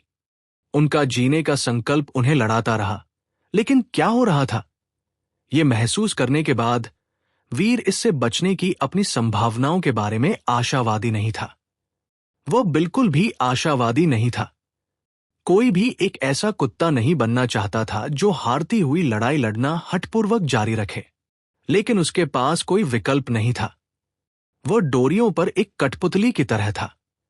उस शक्तिहीन एहसास ने वीर की छाती को ऐसा महसूस कराया जैसे उसे कुचला जा रहा हो। पांग, बादलों में, अंतरिक्ष में एक और दरार फटी थी। लैंडो को अभी उड़ते हुए भेजा गया था। उसका शरीर खून से लथपथ था और उस पर हर जगह घाव थे, लेकिन फिर भी वो अभी भी लड़ रहा था। ऐसा नहीं लग रहा था कि वो हार मान लेगा। लैंडो की आंखें साफ और केंद्रित थी। वीर वस्तुतः उसकी इच्छा को महसूस कर सकता था। ऐसा लग रहा था जैसे वो कह रहा हो, तुम्हें ये पसंद नहीं है तो उन्हें हराने के लिए अपनी शक्ति का उपयोग करो। बूम! लैंडो पर हर जगह खून था, लेकिन उसने फिर भी खुद को इकट्ठा किया और डीफाइड यूनिकॉर्न की ओर वापस चार्ज किया। ऐसा लग रहा था जैसे वो खून की आखिरी बूंद खत्म होने तक लड़ने जा रहा था। लैंडो कभी हार नहीं मानेगा। लैंडो की भावनाएं वीर के दिल में भी प्रतिबिंबित हुई। इस शक्तिहीन एहसास ने उसे अपने जीवन में गुजरी हर चीज को याद दिलाया। उसके पास बहुत सारे सवाल थे। उसका दिमाग उन चीजों से भरा था जिन्हें उसे समझाया जाना था, लेकिन कोई और नहीं कर सका। वो अकेला ही जवाब ढूंढ रहा था। वीर जानता था कि कोई भी उसे जवाब नहीं देगा, और ऐसा इसलिए था क्योंकि वो बहुत कमजोर था। अपने पिता विहान रहेजा की तरह उन्होंने अपनी पत्नी और बच्चों को सुरक्षित रखने के लिए सब कुछ अकेले सहना सफर चुना था, और उन्होंने अपने अतीत को किसी के सामने खुलासा नहीं किया था, यहां तक कि वीर को भी नहीं।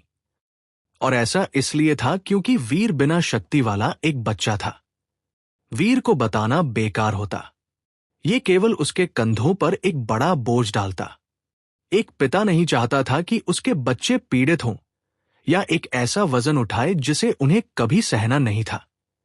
वीर के पिता के अलावा अन्य लोगों के पास जानकारी को रोकने के लिए अलग इरादे थे। वीर की रक्षा करने की कोशिश करने के बजाय उन्होंने बस सोचा कि वो कमजोर है। किसी कमजोर व्यक्ति को रहस्य सीक्रेट्स देने का क्या मतलब था? ये उनकी बिल्कुल भी मदद नहीं करेगा और ये केवल परेशानी का कारण बन सकता है।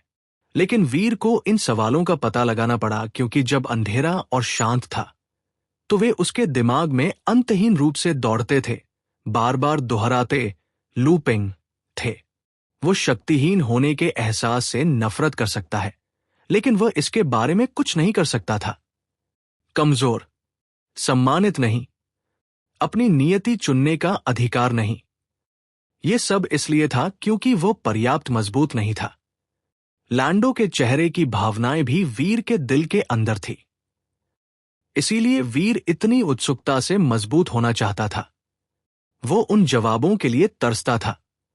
ये कर्ज, मैं चाहता हूं कि वे हरामी मुझे वापस भुगतान करें। वीर ने अपने दांत पीसे जैसे ही उसके शरीर के अंदर खून उबल गया। हत्या जारी रही और 7 यूनिकॉर्न किंग्स अब वीर को दबा नहीं सके। उसने अनगिनत यूनिकॉर्न को मार डाला और वे क्रोध में वीर पर चिल्लाए। उन्हें उससे सचमुच नफरत रही होगी। अचानक वीर ने आकाश से इंद्रधनुषी रोशनी को बरसते देखा। कई यूनिकॉर्न किंग्स ने रोशनी से खुद को बचाने के लिए अपने एरियाज का उपयोग करने की कोशिश की। जो यूनिकॉर्न रोशनी के संपर्क में आए वे अचानक आग पकड़ लिए।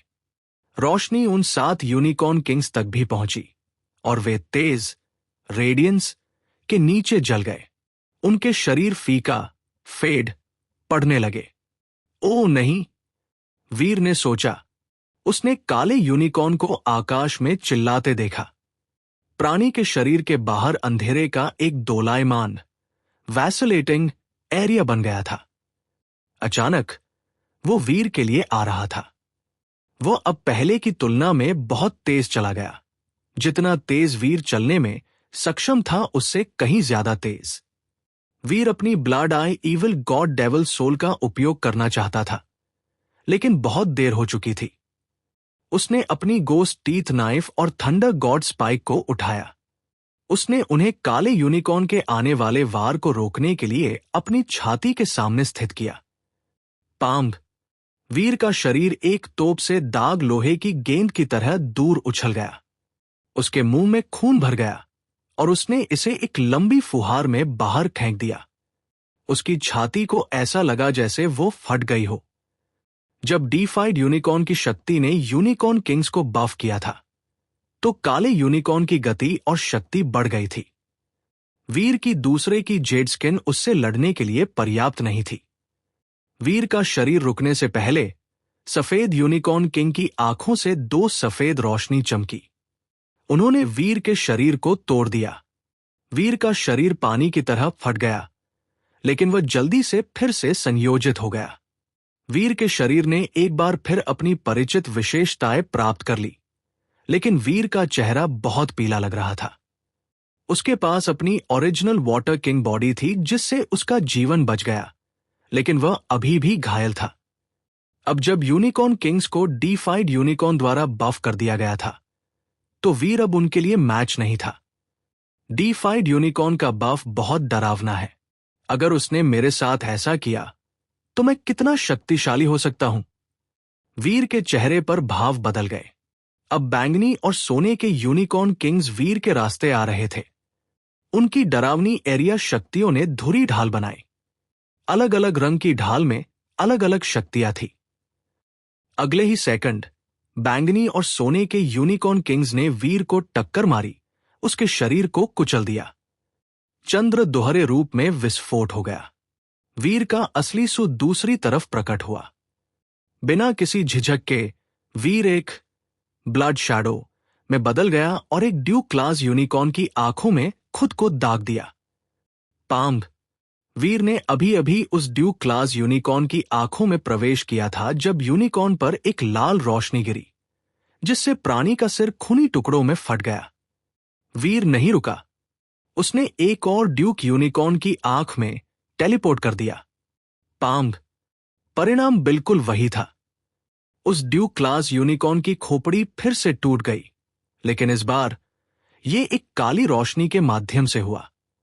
वीर ने अपनी आंख की शक्तियों के साथ घूमने की कोशिश जारी रखी, लेकिन वो हर बार पता चल जाता था। बिना किसी झिझक के यूनिकॉर्न किंग्स ने खुशी से उन यूनिकॉर्न को मार डाला जिनमें वीर भाग गया था। 7 यूनिकॉर्न किंग्स आकाश में हिनहिनाए और कई अन्य यूनिकॉर्न भागने के लिए मुड़ गए। जाहिर है वे वीर की अवहाई स्किल को समझते थे और वे उसे इसका उपयोग करने का कोई मौका नहीं देने वाले थे। यह सब देखकर कई ड्यूक्स और नोबल्स ने आह भरी। वीर और लैंडो के लिए खेल खत्म है। साधारण लोग अक्सर एक अंडरडॉग के साथ सहानुभूति रखते थे। वीर और लैंडो अपने स्तर के सर्वश्रेष्ठ थे, लेकिन अब लोग उनके साथ सहानुभूति रख रहे थे। लैंडो पहले ही घायल था, इसलिए ऐसा नहीं लग रहा था कि वह ज्यादा देर तक टिक पाएगा। वीर की आंख की कौशल इस बिंदु पर उसके अस्तित्व का सबसे अच्छा मौका था। अगर वह उन आंख की कौशलों का उपयोग नहीं कर सका, तो उसका अंत लैंडो से ज्यादा सुंदर नहीं होगा। क्लोज, मेज सेट है। उस गद्दार से तुम्हारी उम्मीदें बहुत ऊंची थी, ऐसा लगता है। ड्रैगन 1 ने अपने चाय के प्याले से चाय पी और ठंडी मुस्कान के साथ मुस्कुराया। अभी अंत नहीं हुआ है। अभी भी यह निर्धारित करना मुश्किल है कि विजेता कौन होगा। क्लोज मुस्कुराना जारी रखा। क्या उस गद्दार के पास अभी भी अपनी आस्तीन में कुछ चालें हैं? ड्रैगन 1 माथे पर शिकन डाली जैसे ही उसने लैंडो को देखा, जो अभी भी लड़ाई में था। कौन जानता है, कहना मुश्किल है ना? क्लोज ने एक रहस्यमय लहजे में कहा। पाम्ब, एक और बड़ा विस्फोट ने लड़ाई को झकझोर दिया। लैंडो को फिर से उड़ते हुए भेजा गया। इस बिंदु तक उसकी चोटें बहुत भयानक थी। उसकी छाती में 3 खूनी छेद थे, साथ ही उसके शरीर पर अनगिनत घाव और खरोंचें थी। वो हर जगह खून बह रहा था और उसके शरीर में बहाने के लिए खून खत्म होने लगा था। उसकी चोटें इतनी गंभीर थी कि कोई भी अन्य हाफ डी फाइट दर्द से स्थिर हो जाएगा। अपनी पीड़ा में वे सचमुच खुद को मौत के घाट चिल्ला देंगे। लेकिन लैंडो अभी भी ऐसा चलता था जैसे उसे कोई दर्द नहीं हुआ हो। वो बस थोड़ा पीला लग रहा था। इंद्रधनुषी यूनिकॉर्न फिर से उसके लिए आ रहा था। उसकी आंखें कांच के टुकड़ों की तरह थी, जिन्होंने पूरे ब्रह्मांड को दर्शाया। इंद्रधनुषी रोशनी फिर से लैंडो की ओर बढ़ रही थी। उसकी आंखों में ऐसा लग रहा था जैसे वह जीवन और मृत्यु के बहुत सार को रखता है। लैंडो का शरीर आकाश में नाच रहा था, लेकिन उसके पास अब अपनी ओर आने वाले हमलों को चकमा देने की ताकत नहीं थी। डरावनी इंद्रधनुषी रोशनी उसके सिर को वेधने, परफोरेट वाली थी। सबने सोचा कि यह वो क्षण था जब लैंडो मारा जाएगा। एक ड्रैगन का शरीर कितना भी मजबूत क्यों न हो, अगर सिर नष्ट हो जाता है तो उसे पुनर्जीवित नहीं किया जा सकता है। ड्रैगन में से केवल बहुत कम लोग ही कभी भी पूरी तरह से पुनर्जन्म ले सकते थे। लैंडो अचानक एक ड्रैगन की तरह कराहा, लेकिन जब वीर ने उसे थोड़ा करीब से देखा तो वह देख सकता था कि कराहट वास्तव में लैंडो के मुंह से नहीं आई थी। ये उसकी पीठ से आई थी। लैंडो की पीठ पर बैंगनी ड्रैकोनिक टैटू चलना शुरू हो गया था। ये बढ़ गया, उसकी पूरी पीठ को ढकने के लिए फैल गया। ये एक बैंगनी रोशनी के साथ चमका। ड्रैगन टैटू से बैंगनी हवा फुफकार, हिस्ट निकली, जिससे ऐसा लगा जैसे ड्रैगन टैटू एक जीवित इकाई है। लैंडो हवा में था। उसने इंद्रधनुषी रोशनी की ओर अपनी मुट्ठी एक पंच में फेंक दी।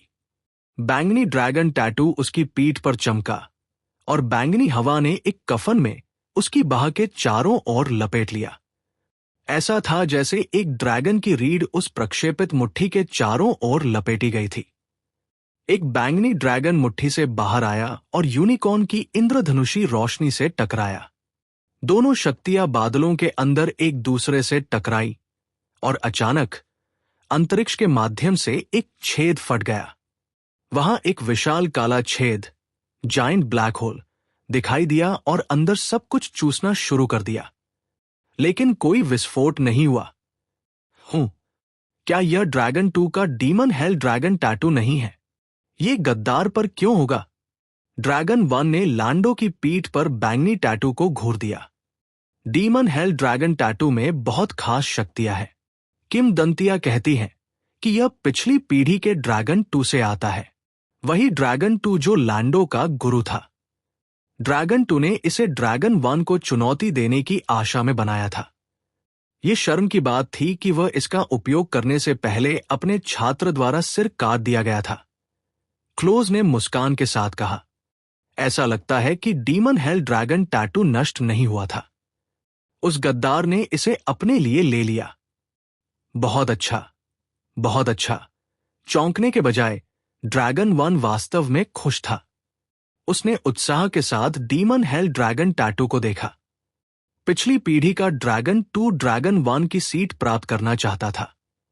उसने अपने डीफाइड शरीर को एक आधार के रूप में इस्तेमाल किया और अपने रक्त को एक टैटू में परिष्कृत किया जो डीमन हेल ड्रैगन टैटू के रूप में जाना जाने लगा। यह काफी खजाना था। बहुत से ड्रैगन्स उस खजाने के बारे में नहीं जानते थे और किसी भी दूसरे ड्रैगन ने इसे आजमाने की कोशिश नहीं की क्योंकि यह बहुत दर्दनाक था। डीमन हेल ड्रैगन टैटू बनाने के लिए अपने खुद के शरीर और अपने ड्रैगन ब्लड का उपयोग करने का मतलब था कि ड्रैगन 2 ने खुद को जाली होने के लिए एक लोहार की भट्ठी में डाल दिया। वह दर्द ऐसी चीज नहीं थी जिसे कोई भी सहन कर सके। यह नरक की यात्रा करने जैसा था, जहां आपको अंतहीन यातना सहन करनी होगी। इसीलिए इसे डीमन हेल ड्रैगन टैटू कहा जाता था। पिछली पीढ़ी के ड्रैगन 2 ने डीमन हेल ड्रैगन टैटू नामक इस खजाने को बनाने के लिए 10,000 साल तक कष्ट भोगा। उसने ड्रैगन रैंक्स के भीतर उठने के लिए इसका उपयोग करने की योजना बनाई थी। जब वह ड्रैगन 2 मर गया तो अन्य ड्रैगन्स ने सोचा कि डीमन हेल ड्रैगन टैटू नष्ट हो गया था। आखिरकार demon hello dragon tattoo dragon 2 द्वारा बनाया गया था। यह उसके शरीर का एक हिस्सा था। लेकिन किसी ने नहीं सोचा था कि डीमन हेल ड्रैगन टैटू वास्तव में लैंडो के शरीर पर समाप्त हो गया था। इतना ही नहीं, लेकिन वह जाहिर तौर पर इसे नियंत्रित भी कर सकता था। डीमन हेल ड्रैगन टैटू की शक्ति को देखते हुए यह स्पष्ट रूप से कुछ ऐसा था जो डिफाइड स्थिति तक पहुंच गया था। यह सब्सटेंस चेंज बना सकता था। लैंडो खुद अभी तक डिफाइड नहीं बना था, लेकिन पहले से ही वह डीमन हेल ड्रैगन टैटू को अविश्वसनीय रूप से शक्तिशाली तरीके से प्रकट कर सकता था। अगर वह डीफाइड बन गया और डीमन हेल ड्रैगन टैटू की पूरी शक्ति का उपयोग करने में सक्षम हो गया, तो वह जो शक्ति मुक्त कर सकता था वो और भी डरावनी होगी। क्या तुम जानते थे कि लैंडो के पास डीमन हेल ड्रैगन टैटू था? ड्रैगन वन ने क्लोज की ओर देखते हुए पूछा। अगर उसके पास डीमन हेल ड्रैगन टैटू था तो लैंडो अपने शिक्षक को कैसे मार सका? क्या तुम इतने भोले, नाइव हो कि तुम्हें लगता है कि एक हाफ डीफाइड आसानी से एक डीफाइड को मार सकता है? क्लोज ने अपनी आवाज को खरखरा करते हुए पूछा। ड्रैगन वन गुस्सा नहीं था। वो हंसा और कहा, अच्छा, आज मैं डीमन हेल ड्रैगन टैटू पर भी दावा करूंगा। फिर ग्रज खत्म हो जाएगा। क्या एक ड्रैगन होने के बावजूद तुम्हें इस बात पर कोई विश्वास नहीं है कि डीमन हेल ड्रैगन टैटू क्या हासिल कर सकता है? क्लोज ने बोलते समय अपने होंठ चाटे। वो टैटू मजबूत है, लेकिन अंकल ड्रैगन टू ने केवल प्रोटोटाइप बनाया था। ये पूरी तरह से समाप्त नहीं हुआ है और तुम टियांक्सिया यूनिकॉर्न्स की शक्ति को कम आंक रहे हो। वे सिर्फ साधारण डीफाइड प्राणी नहीं हैं, ड्रैगन वन ने निश्चितता के साथ कहा। क्लोज के चेहरे पर अचानक चिंता छा गई। उसने डीफाइड यूनिकॉर्न और लैंडो को देखा। वीर का यूनिकॉर्न किंग्स द्वारा पीछा किया जा रहा था। यूनिकॉर्न का झुंड जितनी तेजी से भाग सकता था, भाग रहा था। इसलिए वह भागने के लिए अपनी आंख की क्षमता का उपयोग नहीं कर सका। उसने माथे पर शिकन डाली। सोने का यूनिकॉर्न किंग लगातार वीर का पीछा कर रहा था। जानवर स्पष्ट रूप से उसे समाप्त करना चाहता था। जब तक मैं अपने दांत नहीं दिखाता, तुम मेरा सम्मान नहीं करोगे, है ना? वीर ने क्रोध से सोचा। उसने अपनी सारी शक्ति इकट्ठा की। फिर उसने थंडर गॉड स्पाइक को उठाया और उसे सोने के यूनिकॉर्न के धुरी एरिया की ओर धकेल दिया। डोंग! एरिया और थंडर गॉड स्पाइक एक दूसरे से टकराए, जिससे चिंगारियों का एक डरावना फव्वारा छूट गया। प्रभाव ने अंतरिक्ष के कपड़े को फाड़ दिया। वीर को ऐसा लगा जैसे उसकी बाहें ढीली होने वाली है और उसका पूरा शरीर उस भयानक शक्ति के बल से पीछे धकेल दिया गया। वीर ने थंडर गॉड स्पाइक को कसकर पकड़ा। उसकी जेडस्किन शक्ति अधिकतम क्षमता पर चल रही थी, लेकिन फिर भी वह सोने के यूनिकॉर्न की शक्ति को पीछे हटाने के लिए पर्याप्त नहीं थी। वीर ने वह सारी शक्ति का उपयोग किया जो वह जमा कर सकता था, और ऐसा लगा जैसे वह अपने पैर के नाखूनों से शक्ति खींच रहा हो। ब्लड पल्स सूत्र वीर के शरीर के अंदर उबल रहा था और उसका खून उसकी शिराओं में एक भागा हुई ट्रेन की तरह गरज रहा था। बूम! अचानक एक बल ने वीर को अंदर से बाहर तक हिला दिया। वो अपने सामने एक अदृश्य कॉगव्हील को महसूस कर सकता था। उसका शरीर कॉगव्हील का केंद्र था। बड़ा लाल कॉगव्हील ब्लड पल्स सूत्र किंग क्लास बनने जा रहा है। वीर चौंक गया। उसने ब्लड पल्स सूत्र को वीर के हिस्से पर एक भारी मात्रा में सचेत प्रयास के बिना स्तर बढ़ाने की उम्मीद नहीं की थी। ब्लड पल्स सूत्र का स्वकॉगव्हील घूमना शुरू हो गया। इसने ब्रह्मांड के अन्य कॉगव्हीलों के साथ तालमेल में ऐसा किया। क्योंकि वीर का शरीर गति में था, वह सार्वभौमिक कोर हॉल का दरवाजा नहीं खोल सका। लेकिन ब्लड पल्स सूत्र के स्वकॉगव्हील के चलने के बाद वीर ने कुछ अजीब देखा। अन्य स्वकॉगव्हील जिन्हें वीर ने घुमाया था, वे उनके चारों ओर सार्वभौमिक कॉगव्हीलों को धकेल सकते थे। जेडस्किन का कॉगव्हील 7 को धकेल सकता था और प्रोफेसर मंत्रा का कॉगव्हील कई को धकेल सकता था। ब्लड पल्स सूत्र, हालांकि, आसपास के किसी भी सार्वभौमिक कॉगव्हील को धकेल नहीं सका। फिर भी वीर ने अभी भी महसूस किया कि कई सार्वभौमिक कॉगव्हील इससे जुड़े हुए थे। वीर को समझ नहीं आया कि क्या हो रहा है, और उसे कोई अंदाजा नहीं था कि ब्लड पल्स सूत्र की एरिया शक्ति क्या हो सकती है। जब उसने अपने म्यूटेंट ब्लड एरिया को सक्रिय किया, तो कोई वास्तविक एरिया शक्तियां उत्सर्जित नहीं हुई, और फिर भी उसकी फिटनेस बहुत बढ़ गई। यूनिकॉर्न किंग्स से लड़ना अब उसके लिए उतना मुश्किल नहीं था, और वह अब उनके हमलों से बचने के लिए पर्याप्त तेजी से चल रहा था। पांग! वीर ने अपने हाथ में थंडर गॉड स्पाइक को घुमाया और इसे सोने के यूनिकॉर्न के एरिया में धक्का दिया। फिर वीर ऊपर उछला, दूसरे यूनिकॉर्न की लेजर लाइट को चकमा दिया। लैंडो का डीमन हेल ड्रैगन टैटू चमकदार हो रहा था। टैटू से उठने वाली डरावनी बैंगनी ड्रैगन हवा सब्सटेंस चेंज में संघनीकृत हो रही थी। यह लैंडो के शरीर पर एक विशाल बैंगनी ड्रैगन बन गया। टियांगसिया यूनिकॉर्न का चेहरा गंभीर लग रहा था। उसकी आंखों में इंद्रधनुषी रंग बार बार चमक रहे थे, मानो ब्रह्मांड उनके अंदर मर रहा हो और पुनर्जन्म ले रहा हो। लैंडो गरजा और एक विशाल बैंगनी ड्रैगन ने उनके चारों ओर सब कुछ हिला दिया। ऐसा लगा जैसे वह पूरी दुनिया को निगलने जा रहा हो। टियांगसिया यूनिकॉर्न की आंखों में रोशनी गहरी हो गई, जब तक कि सभी रंग एक समान भूरे रंग में मिल नहीं गए। भूरे रंग की रोशनी बाहर निकली, उग्र बैंगनी ड्रैगन की ओर बढ़ रही थी।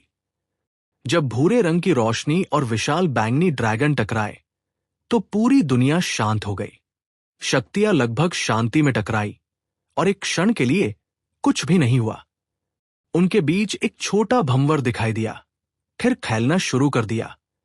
बढ़ता गया जब तक कि वह दृष्टि में हर चीज पर एक शक्तिशाली खिंचाव डाल नहीं रहा था।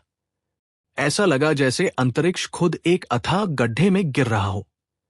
वीर और यूनिकॉर्न किंग्स अभी भी लड़ाई में व्यस्त थे जब वीर ने भंवर को महसूस किया कि उसे लैंडो और टियांगसिया यूनिकॉर्न की ओर खींच रहा है। और वीर एकमात्र ऐसा नहीं था जो प्रभावित हुआ था। यूनिकॉर्न किंग्स, भागने वाले यूनिकॉर्न झुंड और यहां तक कि उनके चारों ओर के बादल भी भंवर में चूसे सख्त जा रहे थे। एक बार जब वे अंदर गिर गए तो वे गायब हो गए। वीर ने अपनी खुद की शक्तियों का उपयोग किया, लेकिन वह चूसने सक्शन के उस बल से लड़ नहीं सका जो उसे अंदर खींच रहा था। एक हवडीफाइड किंग यूनिकॉर्न भी इससे बच नहीं सका, इसलिए वीर के इससे भागने की संभावना शून्य थी।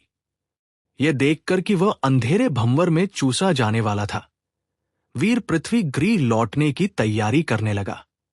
हालांकि इससे ठीक पहले कि उसने अपनी शक्ति को सक्रिय किया, उसने महसूस किया कि किसी ने उसकी बाह पकड़ ली और उसे अथाह गड्ढे से पीछे खींच लिया। वीर ने अपना सिर उठाया और देखा कि यह लैंडो था जिसने उसे पकड़ा था। पांग! वीर ने कुछ टूटने की आवाज सुनी। भंवर की जबरदस्त शक्ति के तहत पदार्थ श्रृंखलाओं से बनी अदृश्य दीवारें गहना क्रम्बल शुरू हो गई। दीवारें कांच की तरह टूट गई और अथाह गड्ढे में गिरना शुरू हो गई। जाओ! लैंडो चिल्लाया। लैंडो ने वीर को भंवर से दूर फेंक दिया जैसे ही वीर को पकड़े हुए बाह झूल गई। अगले ही सेकंड में वीर ने खुद को हजारों मील दूर पाया और वह अभी भी उड़ रहा था। जैसे ही वो वापस उड़ा, वीर ने एक दूर की चिल्लाहट सुनी। टियांगसिया यूनिकॉर्न के अंदर की भूरे रंग की रोशनी एक लेजर की तरह लग रही थी जो पूरे ब्रह्मांड को नष्ट कर सकती थी। इसे फिर से लैंडो पर दागा फायर्ड जा रहा था। एक ड्रैगन की दहाड़ ने अंतरिक्ष को ही हिला दिया और लैंडो का पूरा शरीर एक विशाल बैंगनी ड्रैगन बन गया जिसने भूरे रंग की रोशनी को मारा। वीर ने देखा कि भूरे रंग की रोशनी सीधे विशाल ड्रैगन के शरीर के आर पार हो गई। विशाल रूप अचानक बैंगनी धुएं पर्पल स्मोक में घुल डिसोल्व्ड गया। लैंडो का उड़ते उड़ते हुए भेजा गया, अभी भी उस धुएं की धारियों स्ट्रीमर्स का पीछा कर रहा था। उसका शरीर आक्षेप स्पैस्मोडिकली से फड़क ट्विचिंग रहा था। वो मर रहा था। वीर चौंक गया। उसने सोचा कि लैंडो ने उसे दूर फेंक दिया था क्योंकि आदमी का मानना था कि वह टियांगसिया यूनिकॉर्न को हरा सकता है, लेकिन अब ऐसा लग रहा था जैसे ऐसा नहीं था। वह ऐसा क्यों कर रहा है? वह उस तरह का आदमी नहीं लगता जो दूसरों के जीवन की परवाह करेगा। हारने से कुछ क्षण पहले वह मुझे क्यों बचाएगा? वीर इसके बारे में सोचता रहा, लेकिन वह समझने में असमर्थ था। मुझे क्यों परवाह करनी चाहिए? वैसे भी उसका मुझसे कोई लेना देना नहीं है। वीर ने अपनी शक्ति को बुलाया और लैंडो के खींचने के बल में जोड़ दिया। खुद को वहां से आगे बढ़ा, बूस्टिंग दिया। लैंडो का शरीर बादलों के बीच तैर रहा था। डीमन हेल ड्रैगन टैटू की रोशनी फीकी पड़ गई। इसे सक्रिय रहने के लिए एक जीवन शक्ति, लाइफ फोर्स की आवश्यकता थी। लैंडो की जीवन शक्ति फीकी पड़ रही थी। वह अब डीमन हेल ड्रैगन टैटू का समर्थन नहीं कर सका और टैटू उसके शरीर से गिर गया। अंत में मैं अभी भी उस आखिरी कदम को हासिल नहीं कर सका। लैंडो टियांगसिया यूनिकॉर्न को उसके लिए आते हुए देख सकता था। वो यूनिकॉर्न की आंखें भूरे रंग में चमकते हुए देख सकता था। एक शक्तिशाली भूरी किरण उसकी आंखों से आई। लैंडो बहुत शांत लग रहा था, हालांकि, और ऐसा था जैसे उसे इस बात की परवाह नहीं थी कि वह जीता या मर गया। ऐसा था जैसे उसे कोई दर्द महसूस नहीं होगा और वह नहीं करेगा। उसने चुपचाप अपनी आंखें बंद कर ली, शांतिपूर्ण ढंग से उस अंतिम क्षण के आने का इंतजार कर रहा था। उसके लिए मौत एक मीठी राहत, स्वीट रिलीफ होगी। पांग, भूरे रंग की किरण ने आकाश को तोड़ दिया, लेकिन इसने लैंडो के शरीर को नहीं तोड़ा। लैंडो की बाहों के चारों ओर कुछ कसा, टाइटन्ड। किसी ने अचानक उसे खींच लिया था। भूरे रंग की किरण सीधे उसके शरीर से और आकाश में चली गई, उसे पूरी तरह से याद, मिसिंग किया। शक्ति उसके पास गरज गई, ताकत का एक अविश्वसनीय प्रदर्शन। लैंडो ने अपनी आंखें खोली और तुरंत जम गया। जिस व्यक्ति ने उसे पकड़ा था वो वीर था, वही व्यक्ति जिसे उसने अभी अभी एरिया से बाहर फेंक दिया था। तुम वापस क्यों आए? मैं तुमसे ये पूछने के लिए वापस आया कि तुमने मुझे क्यों बचाया, वीर ने सहजता से कहा। वीर बुराई से नहीं डरता था, लेकिन वह दयालुता से डरता था। अगर कोई उसका फायदा उठाता तो वो हमेशा उन्हें 3 गुना वापस चुकाता, लेकिन अगर वह किसी का कर्जदार था तो वो कभी नहीं जानता था कि उसे कैसे वापस करना है। जब वीर एरिया से भाग रहा था तो उसे अचानक कुछ एहसास हुआ। उन्हें सीमित करने वाली अदृश्य ढाल टूट गई थी, लेकिन डरावना डीफाइट जिसने ढाल लगाई थी वो अभी भी कहीं आसपास था। अगर वीर उस छोटी सी समस्या को सुलझा नहीं सका तो भागना असंभव हो सकता है, चाहे अदृश्य दीवार वहां हो या न हो। शत्रुतापूर्ण डीफाइट शायद उन्हें जाने नहीं देगा। तुम्हें बचाओ। मैं ऐसा करने के लिए पर्याप्त अच्छा नहीं हूं।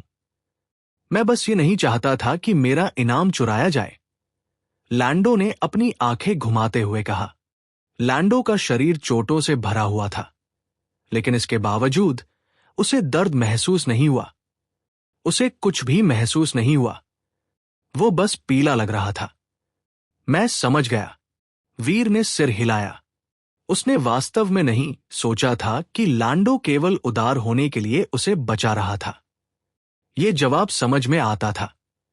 जब वे बात कर रहे थे, टियांगसिया यूनिकॉर्न फिर से उनकी ओर बढ़ने के लिए मुड़ गया था। वह जानता था कि लैंडो भी मर रहा था। वह उनके पास उड़ गया, लेकिन उसने लैंडो को खत्म नहीं किया। प्राणी अपनी जीत में मग्न होना चाहता था। हम एक सौदा क्यों नहीं करते? वीर ने लैंडो की ओर देखते हुए सुझाव दिया। मैं मर रहा हूं। हम किस तरह का सौदा कर सकते हैं? लैंडो ने व्यंग्यात्मक ढंग से पूछा। अगर हम इस यूनिकॉर्न को मिलकर मार डालते हैं तो हम दोनों क्यों न जिए? वीर ने टियांगसिया यूनिकॉर्न की ओर इशारा करते हुए कहा। हम जी सकते हैं, कम से कम कुछ समय के लिए, लैंडो ने भावहीन जवाब दिया। तो फिर तुम और मैं इसे मिलकर मार सकते हैं। अगर हम सफल होते हैं तो क्या तुम मुझे जाने दोगे? वीर ने लैंडो की ओर देखते हुए पूछा। वीर का सवाल सुनकर ड्रैगन वन ने तिरस्कार में अपनी भौं उठाई। क्या ये आदमी पागल है? वह इस समय ऐसी हास्यास्पद बात कैसे कह सकता है? वीर के शब्द सुनने वाले हर किसी ने ड्रैगन वन की राय साझा की। लैंडो गंभीर रूप से घायल था और मौत के कगार पर था। हालांकि वीर घायल नहीं था, वह सिर्फ एक दूसरे का किंग था। वह डीफाइड होने से बहुत दूर था। उन जैसे दो लोगों का एक डीफाइड को मारने के लिए मिलकर काम करना दो चींटियों के एक हाथी को नीचे गिराने के लिए टीम बनाना जैसा था। क्या लड़ाई के झटके ने वीर के दिमाग को बर्बाद कर दिया है? वो वास्तव में सोचता है कि वे टियांक्सिया यूनिकॉर्न को मार सकते हैं। वो इतना दयनीय है। ये साबित करता है कि कोई भी व्यक्ति भ्रमित हो सकता है अगर वे पर्याप्त हताश हो। ये एक रेगिस्तान में बिना पानी के रेंगते हुए प्यास से मरने वाले नखलिस्तान के मृग तृष्णा को देखने से अलग नहीं है। कई एलीट्स ने आह भरी। दो युवा एलीट्स की हताशा देखकर दुख हुआ। कुछ दर्शकों ने भी उनके साथ सहानुभूति रखी। जब तक वे डीफाइड नहीं बन जाते, वे अपनी नियति को नियंत्रित नहीं करेंगे। सभी एलीट किंग्स और हफ डीफाइड्स ने वीर और लैंडो को देखते हुए अपने दिलों में सहानुभूति की एक तीव्र पीड़ा महसूस की। जो आज वीर और लैंडो के साथ हो रहा था, वो कल उनके साथ हो सकता था। इस बात की कोई गारंटी नहीं थी कि वे संयोग से एक क्रूर डीफाइड प्राणी का सामना नहीं करेंगे। जरूर, लैंडो ने सीधे जवाब दिया। उसने बस सिर हिलाया और वीर की ओर देखा। यह कितना दयनीय है। लैंडो उसी स्तर के दूसरों के खिलाफ अजेय था। वो आदमी है जिसने अपने गुरु को मारा, और अब वो इतनी दूर गिर गया है ऐसी हास्यास्पद आशा में भरोसा रखने के लिए। ड्रैगन वन ये सब देखकर नफरत और तिरस्कार से भरा लग रहा था। क्लोज ने भी माथे पर शिकन डाली। वह लैंडो के बारे में ज्यादा नहीं जानता था। हालांकि लैंडो डिस्ट्रॉयड में शामिल हुआ, वो प्रकृति से एक बहुत ही एकांत व्यक्ति था। साथ ही वो वास्तव में डिस्ट्रॉयड में से एक नहीं था। उनका अपमानित ड्रैगन के साथ जुड़ने का ज्यादा झुकाव नहीं था। लेकिन भले ही वो लैंडो को अच्छी तरह से नहीं समझा, वो जानता था कि कोई भी जो एक डीफाइड को मार सकता है, उसमें काफी मात्रा में मानसिक दृढ़ता होनी चाहिए। लैंडो का मानसिक स्वास्थ्य इस तरह के दबाव में भी इस तरह बिगड़ना नहीं चाहिए था। लेकिन लैंडो ने वीर के हास्यास्पद सुझाव को स्वीकार कर लिया। स्पष्ट रूप से तनाव आदमी तक पहुंच गया था। इसीलिए उसने इतनी मूर्खतापूर्ण चीज में आशा रखी। मौत एक बहुत ही दिलचस्प चीज है। इससे कोई फर्क नहीं पड़ता कि एक व्यक्ति कितना मजबूत हो सकता है, वे हमेशा मौत के हाथों छोटे दिखाई देंगे। क्लोज ने आह भरी। वह भी वही था। भले ही वह एक डीफाइड था, वो अभी भी जीने के लिए लड़ेगा। तो फिर हमारा एक सौदा है, वीर ने कहा। उसका चेहरा पूरी तरह से गंभीर था। तुम क्या करना चाहते हो? लैंडो ने जिज्ञासु नजर से वीर से पूछा। लैंडो ने वास्तव में विश्वास नहीं किया कि वीर वह कर सकता है जो उसने सुझाव दिया था। लैंडो बस उत्सुक था कि वीर क्या योजना बना रहा था। वास्तव में लैंडो हमेशा वीर के बारे में उत्सुक रहा था। वीर उसके पूर्ण विपरीत जैसा था। लैंडो के जीवन ने उसे पीछे देखने के लिए कभी भी बहुत सारी अच्छी यादें नहीं दी थी। वह किसी भी चीज से ज्यादा आदत से जिंदा रहा। वीर अलग था। वीर एक ऐसा आदमी था जिसके पास जीने की एक भयंकर इच्छा थी। वीर जीवित रहने के लिए आवश्यक किसी भी तरीके का उपयोग करेगा, जिसमें लैंडो से भागने की कोशिश करके अपने वादे को धोखा देना भी शामिल था। लेकिन जिस क्षण वीर उसे बचाने के लिए वापस आया, लैंडो को आश्चर्य होने लगा कि वीर वास्तव में कौन था। अपने दिल में कहीं लैंडो को संदेह था कि उसने कुछ मौलिक तरीके से वीर को गलत समझा था। वीर ने लैंडो को जवाब नहीं दिया। हालांकि वह टियांक्सिया यूनिकॉर्न को नहीं देख रहा था, जो कुछ विजयी योद्धा की तरह उनके ऊपर मंडरा रहा था। वीर ने लैंडो को अपने पैरों पर वापस आने में मदद की। उसने अपना हाथ आगे बढ़ाया और उसे लैंडो के माथे पर रख दिया। वो एक कैसे पुजारी की तरह लग रहा था जो अपने मंडली को आशीर्वाद देने वाला था। वीर ने शांत होकर लैंडो को देखा। बहुत शांत आवाज में उसने धीरे धीरे कहा, मैं वीर, सभी देवताओं के नाम पर तुम्हें, लैंडो, हमेशा के लिए पवित्र शक्ति प्रदान करता हूं। नियति का दरवाजा खोलो। वीर ने अभी अभी जो कहा, उसे सुनकर ड्रैगन वन और क्लोज ने लगभग अपने मुंह में चाय थूक दी।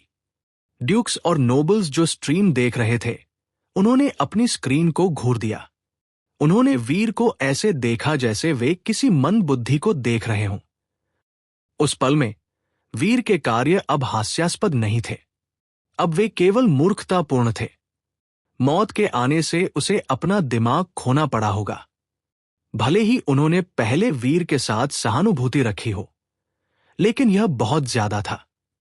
यह पागलपन है। सभी देवताओं के नाम पर वीर पागल हो गया होगा। यह बहुत मजेदार है। मुझे लगता है कि मैंने उसका अतिशयोक्ति की। वो पहले कोई प्रभावशाली था, लेकिन मैं विश्वास नहीं कर सकता कि उसकी इच्छा शक्ति इतनी कमजोर है। वो स्पष्ट रूप से पागल हो गया है। हाँ, सभी देवताओं के नाम पर। यह बहुत मजेदार है। यह सबसे मजेदार मजाक है जो मैंने कभी सुना है। ड्रैगन वन इतना हंसा कि उसकी आंखों में आंसू भर आए। वीर ने जो कहा उसे सुनने के बाद यहां तक कि ट्यांक्सिया यूनिकॉर्न भी मनोरंजित लग रहा था। खुशी उसके घोड़े जैसे चेहरे पर छा गई और वो इस तरह हिनहिनाया जो एक मानव हंसी जैसा लग रहा था।